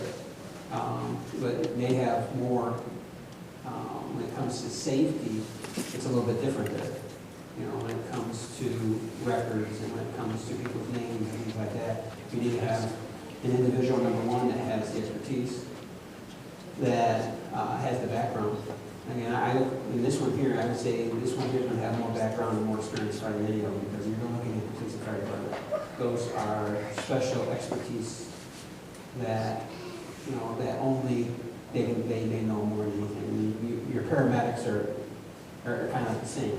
And again, I'm not saying anything about the other department heads, but this is for safety. Again, talking to the other mayors, working, through South mayors and managers, working through our state. We don't want the same things happening in Illinois or even in Sauk Village that we saw happen in Missouri. This is making sure that we have all of our ducks in a row, making sure that we have the right things in place. This individual, if you look through the recommendations here, are looking at making recommendations, coming back before the board, again, working with the chiefs. Again, probably someone with an outside eye coming in and looking. And again, a lot of things that are in this, go back and read your report from REM. When REM came in place, especially on the police department side, they said you need to make sure you have this, you need to make sure you have that. As a board, you should start working on this. This right here puts a position in place where we can start, if we can fill a position. And again, everyone wants to talk about the money. Again, this is something that you go off and you see what it's going to cost. But without it even being on the books, there's no way to even try to think about budgeting for something like this. So, again, talking to mayors and talking to other administrators and village managers, this is recommendations. And again, I listened to to them. That's why that's why we're a part of the South Board of Mayors and Managers. That's why we're a part of the Caucus of Mayors. That's why we attend training with those other mayors, and we attend meetings to find out what are other communities doing. Are you doing something, maybe you're doing something wrong, or maybe you're not doing something as much as you could. You take those recommendations, you take those, and again, we can't do everything. We're a small community. There's other communities that are larger than ours. But just like tonight, you brought truck enforcement to the table. I mean, after how many months have you been working on that? And Trustee Meyer's been working on it for months and months and months. You know, we're looking at potentially voting on it next week, hopefully, so that we do something. Again, this here is getting something on the books. And if we can't afford it this year, we can't afford it. But you know what? You look at it as being a short-term or a long-term goal. If you have the positions, you know that you've got the positions available. And as we continue to move this village forward, we go back and say, you know what, we do have it on the books. And we do have a qualified individual that we can hire that will make Sauk Village a better place to live and a better place to want to bring your families to. So, Trustee Rogers. Yes, Mr. Mayor, again, first of all, you mentioned Ferguson. I'm hoping that, you know, that's not even an issue here. But I do have a few questions. The first question, when was the last time you had a department head meeting? You know, your department head? It's been a while. Okay. I talked to my department heads, though. No, I'm just saying a meeting where they can all interact. They can all come out with you and tell you what their problems is, when you hear their concerns. You know what a department head meeting. So. Well, hang on, so back to department heads. Department head meetings, departments have a scheduled meeting every month where they can meet. No, So- I'm with you. Just wait a minute. So they have a time that they're supposed to meet. In fact, you know, one of the first things I did was I put it on their calendars so that they would know, and we gave them room to meet so they could talk among themselves. But I've got no problem reaching out to the department heads. I talked to them. I've talked to Kevin a couple times already this week. I talked to Al just last night. I've talked to Sherry just about every night. She's walking out. As I'm walking in, she stays and gives me updates. I talked to Art last night. So again, talking to the department heads, there's that communication, and number one, they've got my cell phone number, they've got my email address, they've got my text, they know how to get a hold of me. So whenever there's something that we need to discuss, they have a way to get a hold of me. In fact, they have multiple ways to get a hold of me. That's not the question I asked the lady. No, and you bring up a good point. That, you know, again, that's why the village administrator is so important. Because a village administrator will be working the same time that they're working. I, as a part-time mayor, work a full-time job. So, I mean, I could call all the department heads back in at night and say, okay, we're going to meet, you know, maybe every Wednesday night. I want you all back here at 7 o'clock to meet. But I don't do that. What I do is I make myself available so when they need something, they can get a hold of me. And I can make it where if they want to talk to me, I talk to them if they want to talk. So, Well, you know, again, I'm asking them to come in on overtime or... It's not overtime for them. The department heads don't have overtime, it's salary. Okay. So there's no overtime. But my So question if is, that's what the trustee wants, I will start scheduling meetings at night with the department heads. that's, okay, but Is that ever since I've been a trustee here, I've heard every single mayor state that I'm a part-time mayor and I have a full-time job. But when they're out there, they say I can do this and that. And I don't need to, you know, even though I'm going to devote my time. But when it happens, that was my first question. My second question, don't they have safety meetings?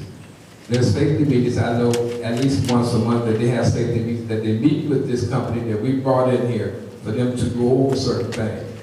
This ordinance here, Mayor, supersedes, and it seems to me that it's, if you read this, you're looking at either right now it only has police and fire. That this person would oversee the fire and police. I thought the only person that could oversee the fire and police would be yourself and this board. Now they're going to go through this person and then this person would come to you. So therefore, why do we need a police chief or a fire chief if we have a public safety officer? Because now there's redundancy. Now you have someone that's going to watch and see what they're doing, and then they're going to report back to you rather than that being your job to watch and see what they're doing, and you don't have to report to you. You come in there and then you bring them in and ask them what's going on. And if they're not proficient in what they're doing, then you bring it to them and say, okay, I think you're not being able to do this. But to create this position basically tells the police chief and the fire chief, if you mess up, you're gone. Because they said, we all know that the police, fire, and all of the other department heads are at-will employees. You don't have to have a reason for them to go. They know that when they got hired, that they're there at the will and pleasure of the mayor. So if they feel that they're not doing their job, you can, and it has been done, get rid of that person and get another one, especially if they don't have a contract. But they have a contract, and that contract is up, and get rid of that person. What this ordinance states, and is clearly stated in here, that in absence of those particular departments, that person would resume those duties of that department head. So basically, you have a person, I mean, we all have jobs. You're going to have a double overseer. You're the first overseer because you're the mayor, you're the chief executive officer. Now you're going to have a buffer, a public safety officer. Then you want a village administrator. So now they got to go 3 different people before, we create 3 layers of basically accountability before it gets to you.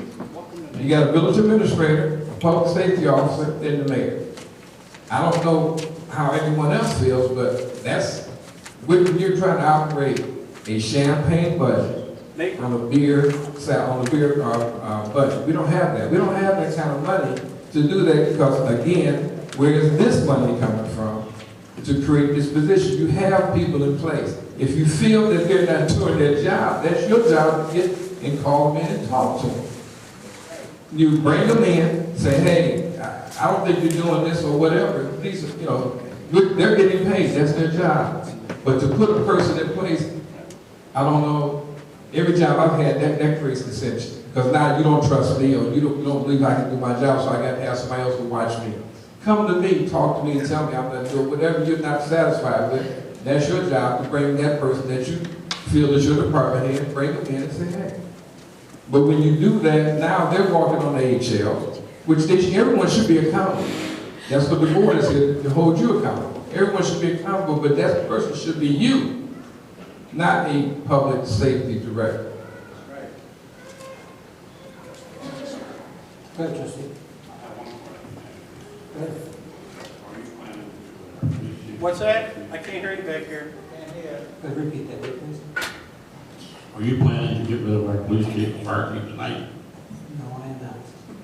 And in fact, I know there's been word on the streets, and I know they've already been threatened they're going to lose their jobs. I sent a message out to every single one of the department heads last night.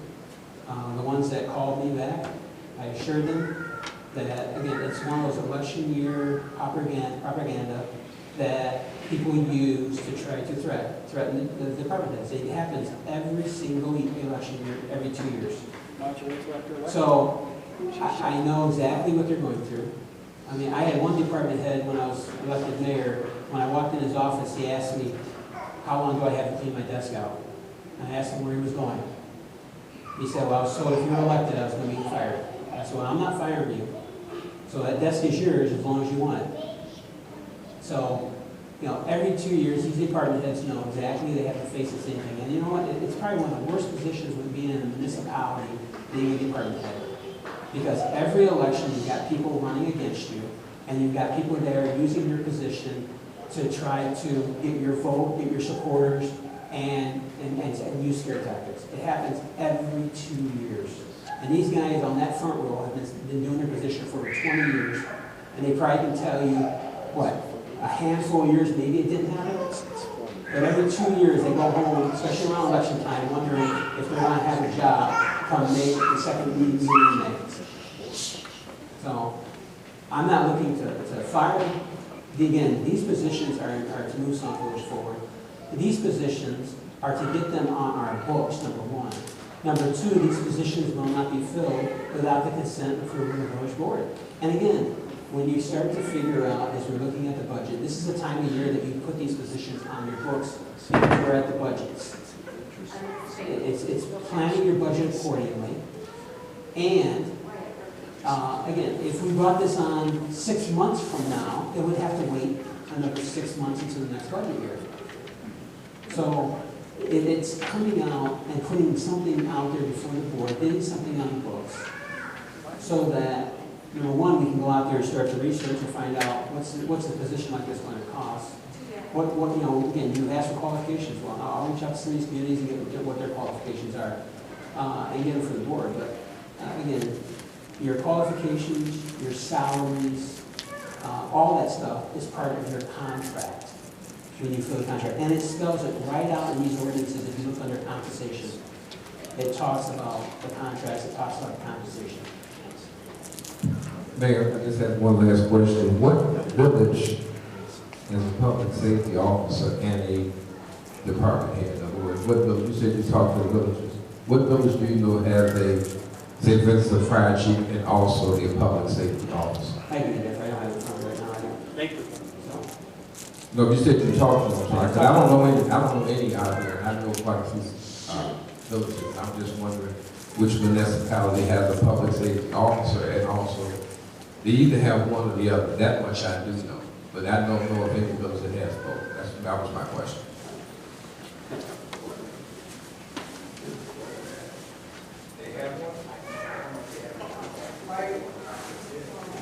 I've talked to so many mayors and road managers, I think, for what I thought about it. Any other questions or comments? It's a good conversation tonight, so. All right. Move to the addendum, to an agreement by and between the State of Illinois Department of Transportation and the Village of Sauk Village resurfacing FAP Route 332 and Route 394 at Sauk Trail to installation of the Sauk Village pre-exemption equipment at the traffic light. You should have a couple things in front of you, I think. So we've been working on with the IDOT, South Mayor's managers. What this is with the improvements going on at 394 Sauk Trail. They're putting sidewalks across the street. Across 394, they're putting in do not walk lights. They're putting in the safety lights that turn lights red and green when safety equipment is coming, police cars and fire trucks. Those will all be applied there. What it's going to end up costing us is $14,145. Total project is just under $1 million. And it breaks down, again, your emergency vehicle pre-exemption, some engineering costs. We share 15% of it. The share of the path, against the engineering, fire hydrants being relocated. So, again, and when we look at this money, this is coming out MFT, and we've got it right there at our TIFs, so we're able to pull some of the money from the TIFs. So it's not going to end up costing anything out of general fund for this work. And what happened is, there's an addendum there in front of you, and they just need the village board to go ahead and approve this so they can go ahead and move forward. And we want to start work pretty quick. I think it's happening, what, Jeff, you're on the transportation board, it's happening, what, in the next couple months? This is supposed to start at either the end of this month or April. Right. So they're just looking for this last, then it's going to be signed off on. Anyone have any questions on this one?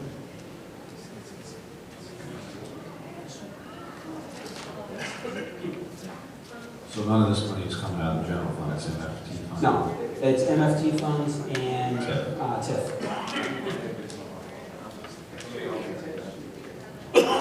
Everything was attached to the paper. You got three things there. You got this. You got three or two. Here, I'll tell you what. Here you go. All right. You get the last. Here you go. You get the last page for the cost. Here, you got one now. No. All right. Again, it's coming out MFT funds and TIF for this, and this is adding the additional lane, the sidewalk, the walk and not walk signs, the emergency vehicle. Yes, that's the village's portion of what, $900,000, 800 or something, $829,725 for the total cost for the project. No. This is the widening, preemption, and the movement of the fire hydrant, and then they also are going to be putting the walk path across it, you know, the line and stuff like that, putting that across with the do not walk signs and all that type of thing. That's what it. 394 Sauk Trail. Yes, sir. And then we're still working on the other intergovernmental project, but it's not before you tonight. That's the walk path going all the way down Sauk Trail up to Cottage Grove to Marion Burn. And that's intergovernmental. We're still trying to get that approved through Sauk Village, Stager, County, and the state.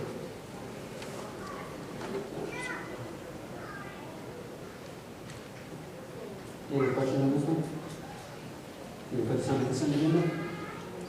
All right. Consent agenda for this, I'll see one. If you don't want it on the consent agenda, just do the vote card, I'm sure we'll do it before tonight's meeting. Before Friday. Or we always remove Tuesdays. All right. Number 7, cost saving initiatives. Do you have any updates or any cost saving initiatives? All right, hearing none. In April, I'm waiting on some stuff from the governor's office. The chief and I met with the people who are doing the pipeline.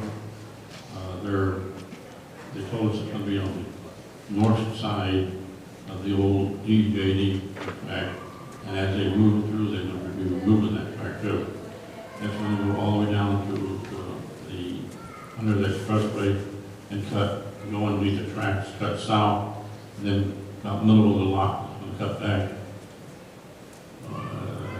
west, and then it's going to go follow the power lines all the way through. So they will be in the town for quite a while. They're going to remove the old EJD track. That's the one on the north. Across from the tracks, it says north sector. There's the old one.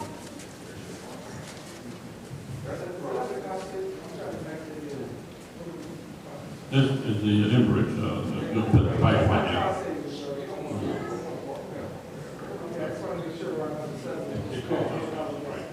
Any other cost savings? All right, we got number 8, public comment. All questions and comments will be directed to the mayor. The speaker will be given 3 minutes to comment on topics of their choice. The speaker will be allowed 1 opportunity to speak.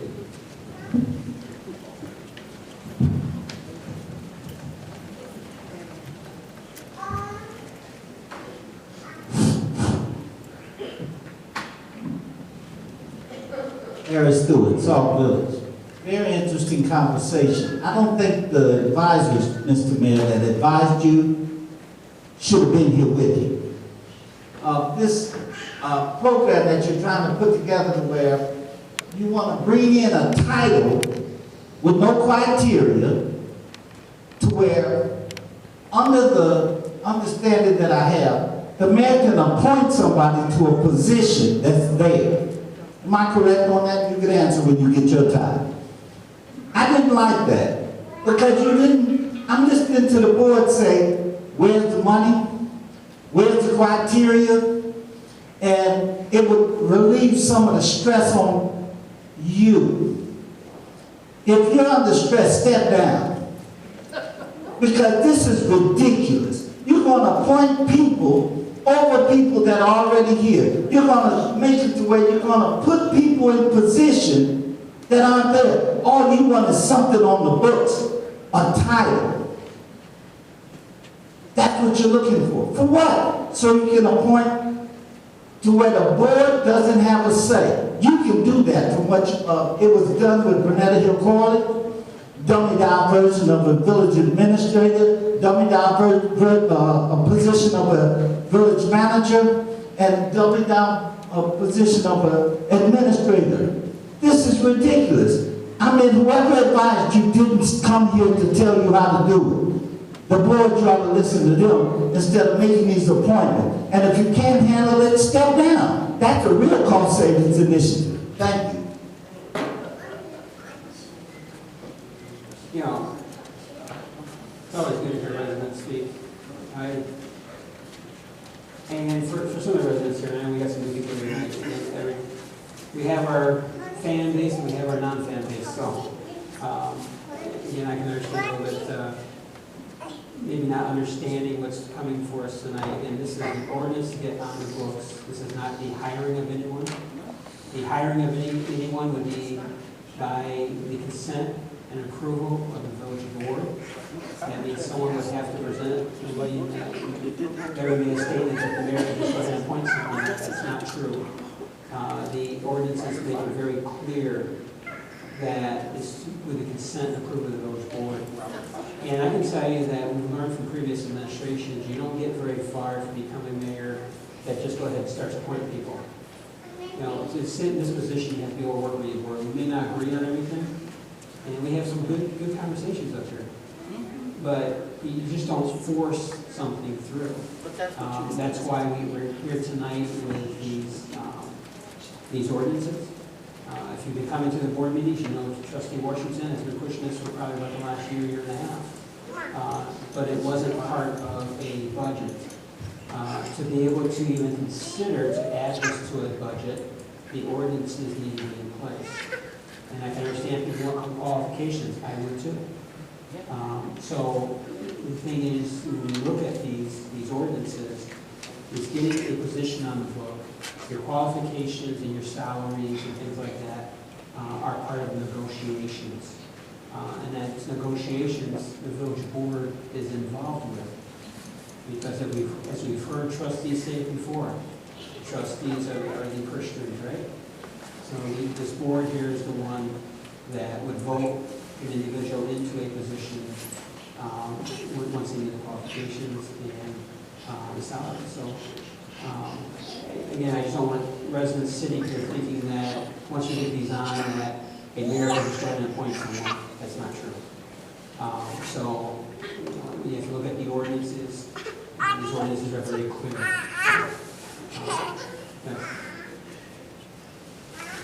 Name's Gary Pratt. I've been here 47 years. I've been through 3 or 4 different elections. And I have never, ever, if you want to harass me, that's fine again, I don't care. But when you harass my family, then we have a problem. And as far as people calling me a liar, and people know me, they don't. Believe me. And if you ain't got the cojones to come up and say I'm a liar to my face, don't say nothing at all. Next.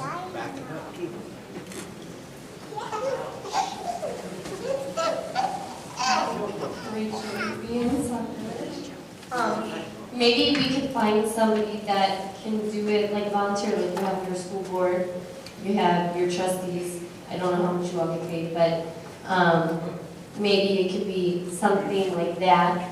We can find somebody who is qualified and who's willing, maybe retired, that can say, hey, you know, I want to contribute to my community and donate our time.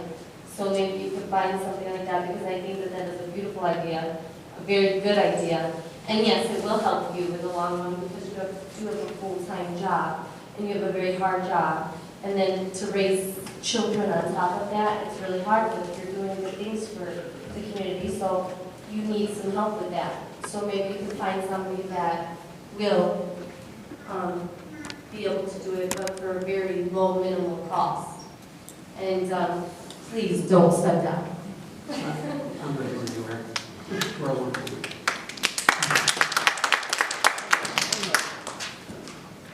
Mr. Griffin. Mayor, I have several questions I'd like to ask you.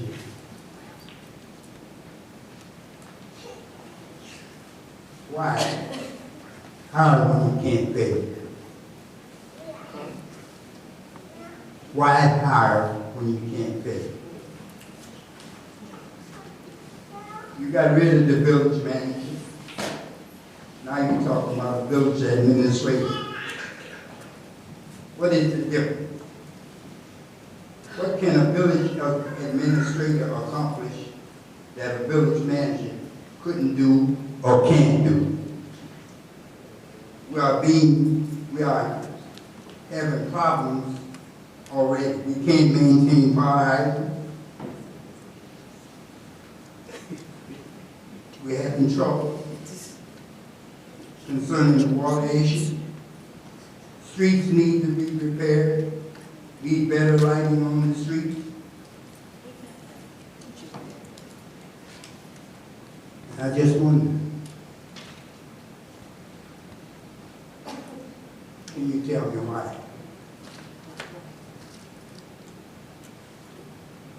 All right, that's all you have? All right, hopefully I got everything, you know, why hire when you can't pay? Again, You didn't hear?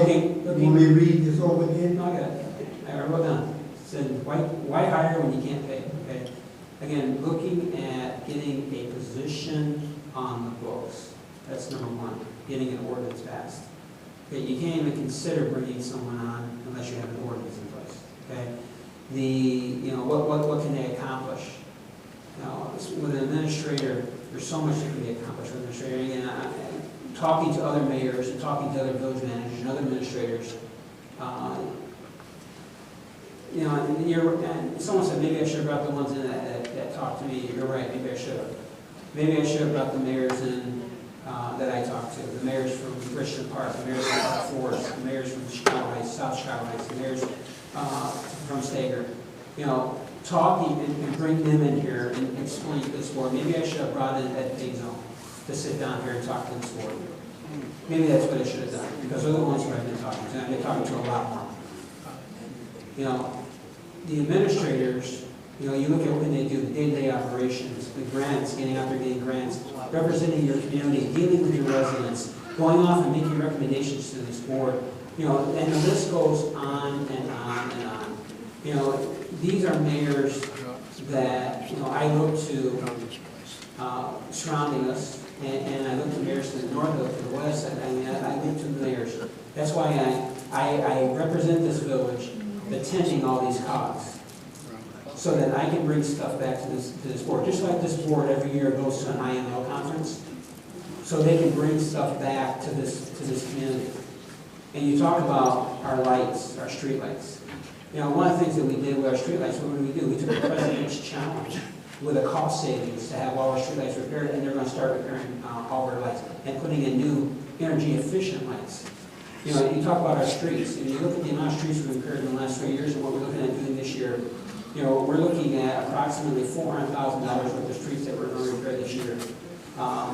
You know, and the water, we're constantly working on repairing and repairing our water. We're constantly working on, and Kevin's already left us and asked him, I forgot, you know, to get our fire hydrants replaced. The numbers of fire hydrants that were broken when we came in office has shrunk. And it continues to shrink, because what we do is we're replacing them and we're repairing these fire hydrants. So, again, what you're looking at, you know, a lot of people are asking the questions, okay? You know, maybe I need to get some of these mayors in, and I'll reach out to them and ask them to start contacting these trustees so that they can have an understanding of what an administrator does and why it's so important to your community. You know, we've done pretty good the last 2 years. You know, but can we do better? Yes. And this is part of being better. But before we can get better, an ordinance has to be passed to get it on the books. And then the board, I mean, there's multiple steps. First of all, an ordinance. Then a board has to approve. And part of that approving is getting negotiating a contract and things like that. So I think this is a first step. So, all right. Next. Well, that's not answering completely that. But we'll talk about it. All right. We're not finished with it. All right, sir. 29.6 place. I just want to ask one question. Now do you see what the town was trying to say when people wanted to get a village manager? You see the problem now. You need a village manager. You need.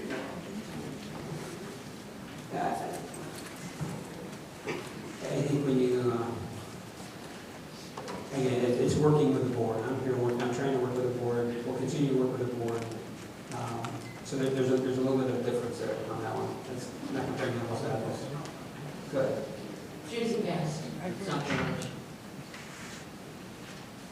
I don't understand when you have have people that you have laid off that we need, where you consider bringing people on that will require more money to pay them than it would cost to bring your layoff people back.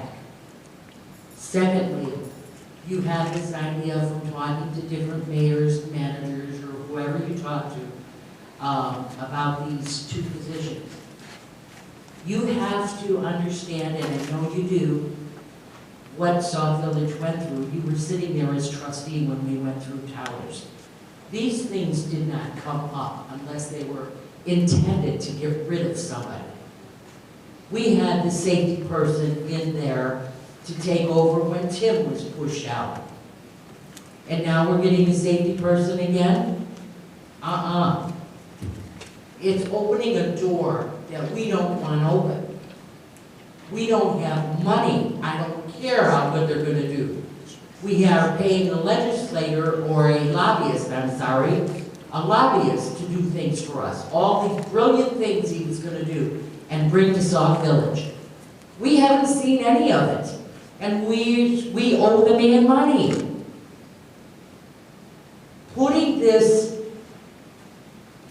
as you want it, puts it in place, and when you feel like it and you want to bring this public safety person in or this administrator or whoever, then it's your right to do so. Which I agree, that is your right.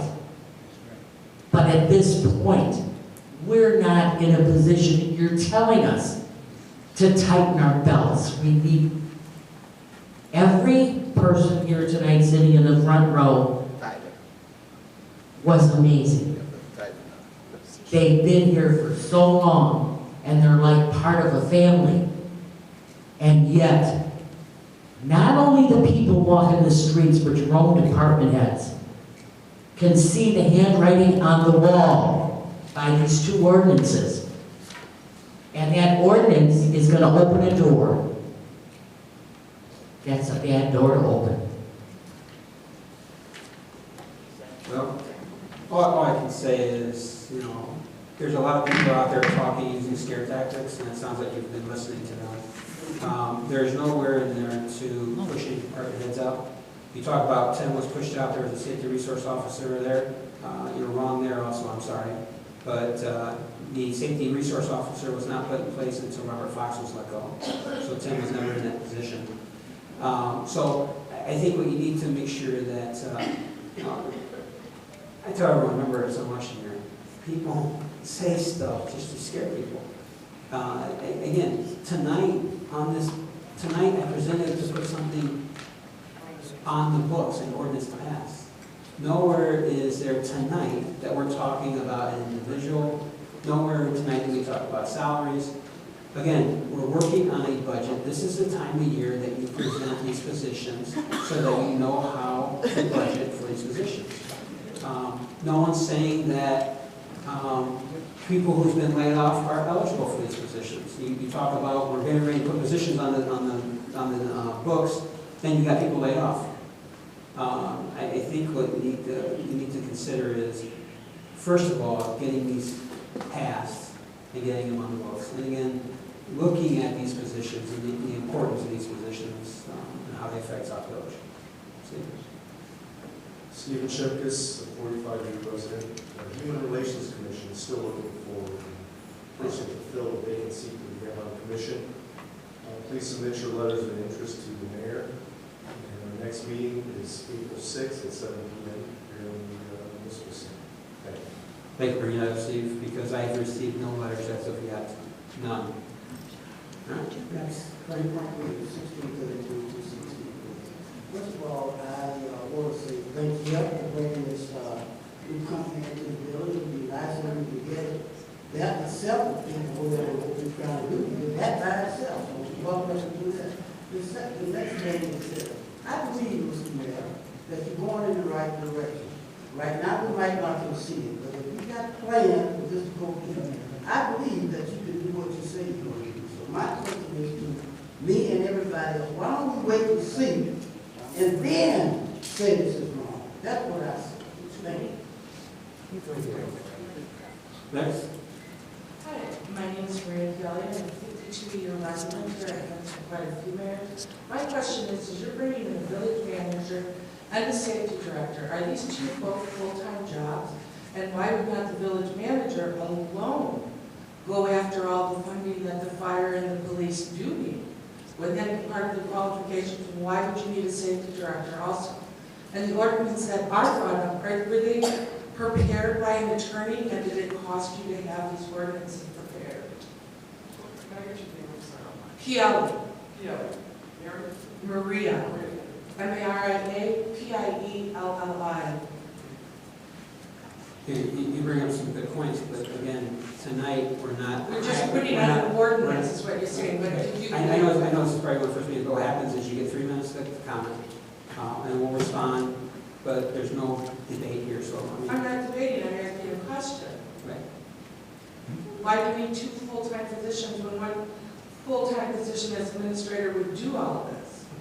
I will answer the best of my ability, but your time, if you have any other questions, I'll let you finish your questions, but there will be no debate back and forth on this one. And did it cost to have these ordinances drawn up by an attorney? All right, are you done? Yes, sir. Okay. First of all, you bring up a good point. Again, I'll reiterate, or I'll repeat, that these are ordinances that go in the book. There's no hiring anyone tonight, number one. So you talk about bringing someone in, there's no one tied to these ordinances tonight. Okay, excuse me. And our ordinances do come through our attorneys. So I don't tell you right now how much they cost or anything, but we have village attorneys, we have corporate attorneys that make sure that the ordinances that we present are ordinances that as a community, which we are non-home rule, are something that we can pass. So we depend and we look to our attorneys to make sure that what we're presenting is something that can be passed.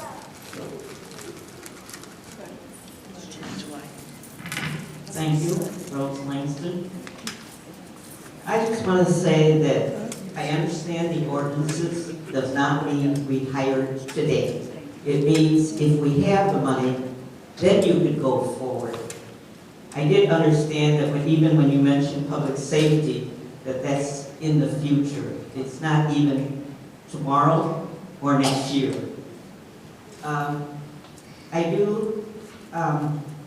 Your question on the village manager ordinance, I keep hearing that they want information on qualification. I can see just a little bit of basic qualification, but when you are seeking for a village manager or administrator, you have to be very specific on your requirements and qualification. And hopefully you bring in something that they have some sort of municipality or state official act, so they know how to handle a government or even county. One of the biggest things would be background check. When we hired our last village manager, I believe they neglected to do that because there was a lot of baggage the previous village manager had. In fact, if you even notice, there were suits from her former location where she was let go. So that was not just because of cost. Thank you. Anyone else? All right. Seeing no one else, we'll move to miscellaneous business. Comments from the trustees. So, who's got the mic here? Start with trustee Murphy. Who's got the mic there? Thank you, Mayor. I just have one thing. Tomorrow evening here at 7 o'clock, town hall meeting will be. That's all I have. Okay. Let's go to trustee Oscar. He's passing it down. Thank you, Mr. Mayor. I just want to say that the craft show this last Saturday was a huge success. The Parks and Recs had a raffle, had some bake sale, had a concession stand, and we made over $575. I want to thank all those people who came out to help me, Carol, my wife, Jackie, Susan, all the rest of them, and not anybody I forgot, I'm sorry. But it was a great success, and they were a great help, and Parks and Recs owes them a good debt. Also, our next meeting will be April 2nd at Community Center at 7 p.m. And the baseball program sign-ups will continue as Ed Sullivan and my subcommittee continue to try to get the baseball program started.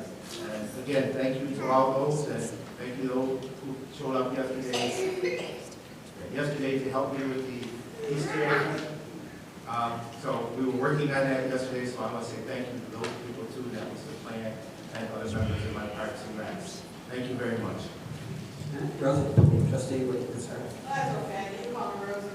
Just don't call you that yourself, all right? Depends on what it is. If it's Corby Buchanan, you don't have to call me up. Supervisor chair reports are due the 27th. Just so everybody remembers that. 27th, submit electronically, not handwritten on a piece of paper. Email them to me, please. Department heads and elected officials. March 27th, that's a Friday. Sauk talks from the back table, and there's a flyer on the back table about manufacturing skills job training program. It will be Tuesday, March 26th at 10 a.m. here, Village Sauk Village. There's more information back there. Talks about well-being job benefits, the prices that they're looking to pay. So if you want more information, this flyer's on the back table. You give me trustee Morton. Trustee Washington. Thank you, Mr. Mayor. First of all, I want to announce that we will be having our neighborhood watch meeting the second Monday in April, as usual at the fire station at 6:30. And I also want to have a comment in regard to the village manager that we talked about. And that was the different place that IML, and we were talking, and different people around the room talking about having a village manager. And I didn't speak. He wants to say goodbye to everyone. All right, go ahead. But during the IML conferences downtown, we were in the different meetings and in the different groups. And when I brought up at the village managers meeting that we didn't have one in Sauk Village, and they said, well, why don't you all have a village manager? I said, we can't afford one. They all kind of started chuckling and laughing. They're like, you can't afford not to have one. That's what the village managers do. That's part of their job.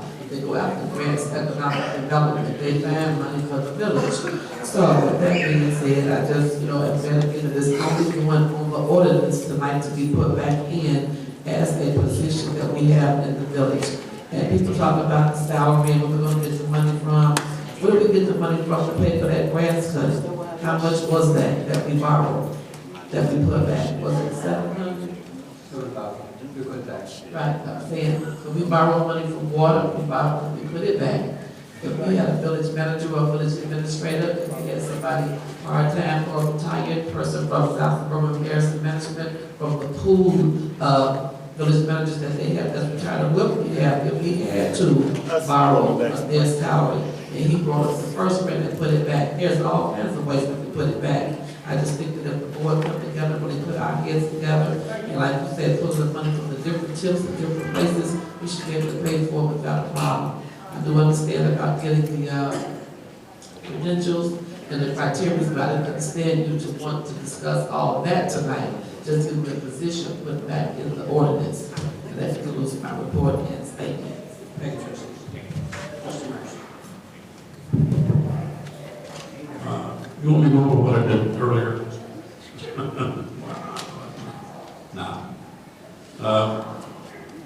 I'm not opposed to the administrator. I think it was a great idea. We should have had one of them time ago.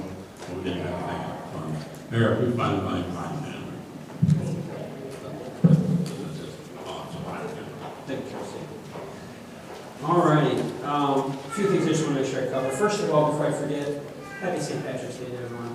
And if you're sitting next to someone who's not wearing green, makes you a pen shop. I was just joking. All right. All right. Tonight we had some great debate. And again, I'm thankful for the trustees we have sitting here because, what they do is they mayor, they make things look good. So they've asked for some more information. We'll get that information for them. But again, this is what it's about. When we're sitting down here, it's about, working things out and coming up and, one person can't do everything. That's why we've got 6 other trustees sitting on this table. So great job tonight to the board. April 29th, the village clerk has informed the trustees about lobby day down in Springfield. I need to know this week if you're going down to lobby day. That's an important day. It's going down to Springfield on April 29th. Okay, so you make sure you let them know. And then I'm going to pass out right here. This last week I was in Chicago. I had a great day in Chicago. I went to the Mayor's Caucus. There you go. Pass those out. At the Mayor's Caucus, the governor came in and addressed the mayors. Then, through Southside Mayors and Managers, about 15 of us mayors went back to the state building, to Thompson Center, and we got to sit down and have a personal talk with the governor.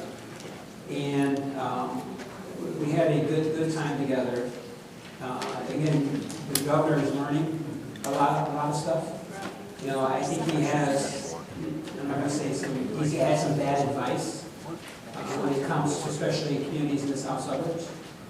And, you know, the challenges that we face. The governor's talking about taking our local government LGDF funds away from us. They want to see more money in the schools. You know, here we are in the south suburbs, you know, and our schools are pretty good. I mean, they got a $16 million surplus, and we're sitting here with a deficit. And, you know, some of these you understand. Well, we got to talk to him. Before I left, I got to give him my business card. I got to shake his hand, and I had about probably 2.5 to 3 minutes to explain to him a little bit about Sauk Village, and informed him, you know, before he was governor, back in 2009, Sauk Village had the turmoil as well as off. We had vinyl chloride in our water. I went through everything as quickly as possible and asked him to please reconsider and release the funds that were provided from the previous governor to pay for our water. I explained to him that starting in August, we have to start paying the loan back to the IEPA if he does not release those funds. I can tell you that the governor must have took it to heart, because we've got some good news today, that the governor is looking into our case. So that is good. That's good news.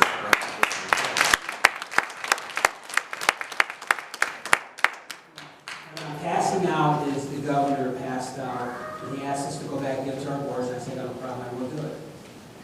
And the governor is looking for ways not to take our LGDF funds away from us.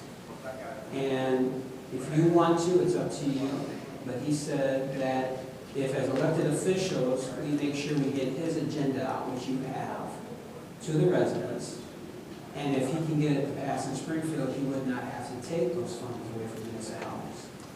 Okay? But we still find ourselves sitting in a difficult situation. We have to take what the governor says very seriously.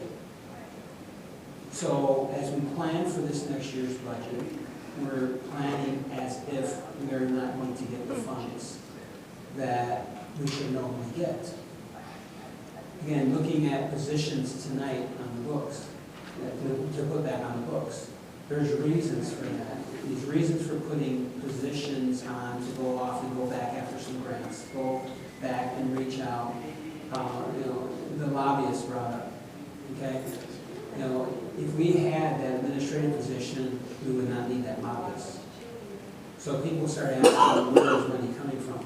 As we start to look into this, you know, as we put this budget together, we put the finished touches on, we have to understand, do we need to continue having someone represent us in Springfield, or do we use that money to have someone represent us here and in Springfield and oversee the day-to-day operations and work with our residents? You know, that's $36,000 a year we put toward that position.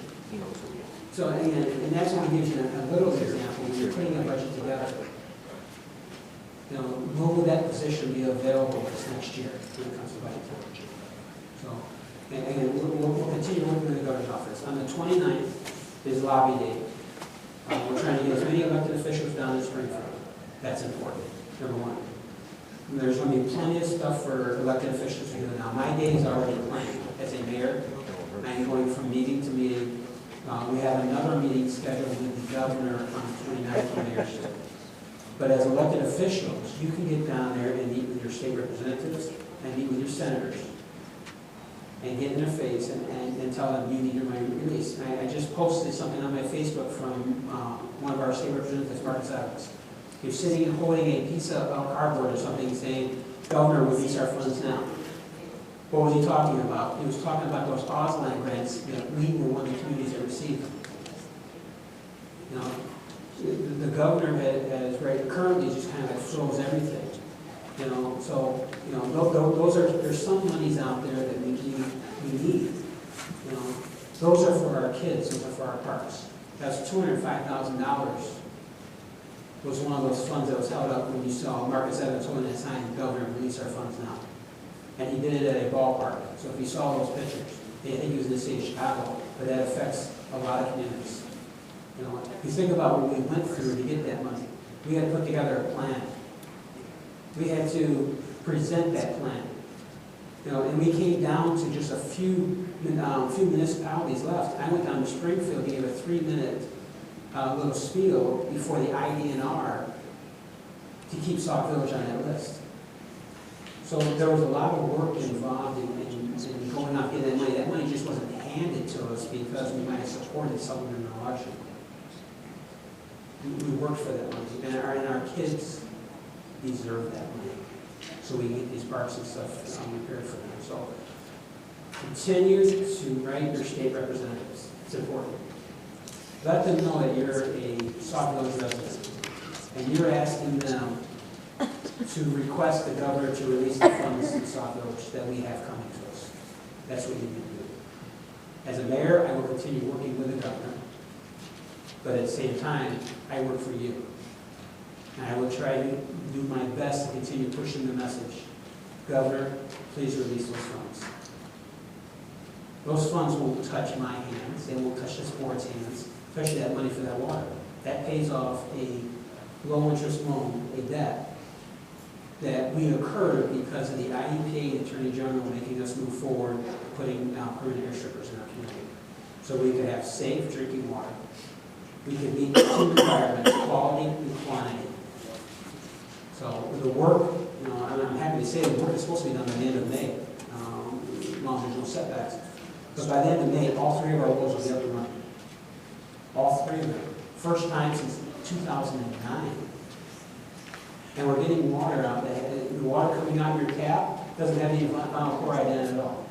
Because those air strippers are doing exactly what they're supposed to be doing. We're having all brand new iron removal systems and frag tanks and everything else you can think of on these locations. So a lot of work going on. I'd like to thank Debbie. I think you were involved in that training program that we're having here on 26. So I'd like to thank the village clerk. She reached out, and if you know anyone that wants to come in for that training, make sure you get some of those flyers back there. That's very important. Village clerk's going to put information on about voting, and just real quick, voting information. March 23rd is first day for early voting. March 2nd, last day for mail ballot applications to be accepted, including military and overseas voters. April 4th, last day of early voting. April 4th is the last day of grace period registration and voting. April 6th is the last mail ballots can be postmarked. And April 7th is election day. So, okay, so you got that back there? Okay, great. So I appreciate it. And then, Fire Chief was here. He wants to make sure that it's mentioned that Sauk Village firefighters is having their breakfast with the Easter Bunny. That's on March 29th at the fire station from 8 o'clock to 1 o'clock. So don't forget that. And I know there's requests. And again, I'm usually, to be honest with you, I'm usually pretty easy going with my department. That's your department. I think I have a fairly good working relationship with most of them. And if they need something, they come to me. If I need something from them, I go to them. But I understand the trustee when he brought up tonight about making sure that we have department head meetings, maybe getting all in one room. So, based on that recommendation, I'll start scheduling it. And I'll start making the department heads come in, lots come in at night though, now we the board know. But we'll start scheduling department head meetings and getting up and going. But again, I think what we have currently is working pretty well. But if I need to get them all in one room, I'll schedule it. So, but I'm going telling you that because I'm sure you're going to hear about it. because they'll come in, come on here. All right? No, he only gave it to us. Yeah, he only gave it to us in a packet. So, all right, well, that's, real quick. There's one other thing, I think that's Sunday, right? Sunday, Muscatoli dinner at the community center. Cost, tickets are $5 per plate, go for a good cause. It's from 2 o'clock to 6 p.m. at the community center, and it's for, I can remember, what's her name? It's Tabitha and Rebecca. So, Muscatoli sure sounds good. Sounds good right now, because I haven't ate since lunch. So, if you're looking for something to do Sunday afternoon, all the way into Sunday evening, almost 6 o'clock p.m., right behind us at the community center, come get some Muscatoli for a good price, $5. All right, with that said, ask for a motion to adjourn. Your second. Second. Yeah, motion second. All in favor, say aye. Aye. Any adjourn? Thank you.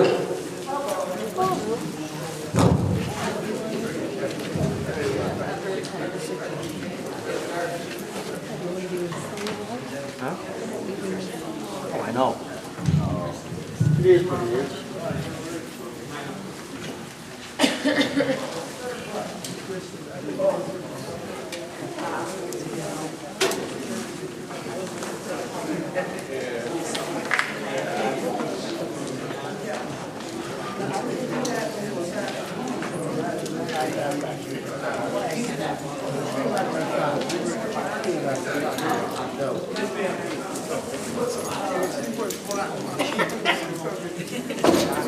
We ever get a position on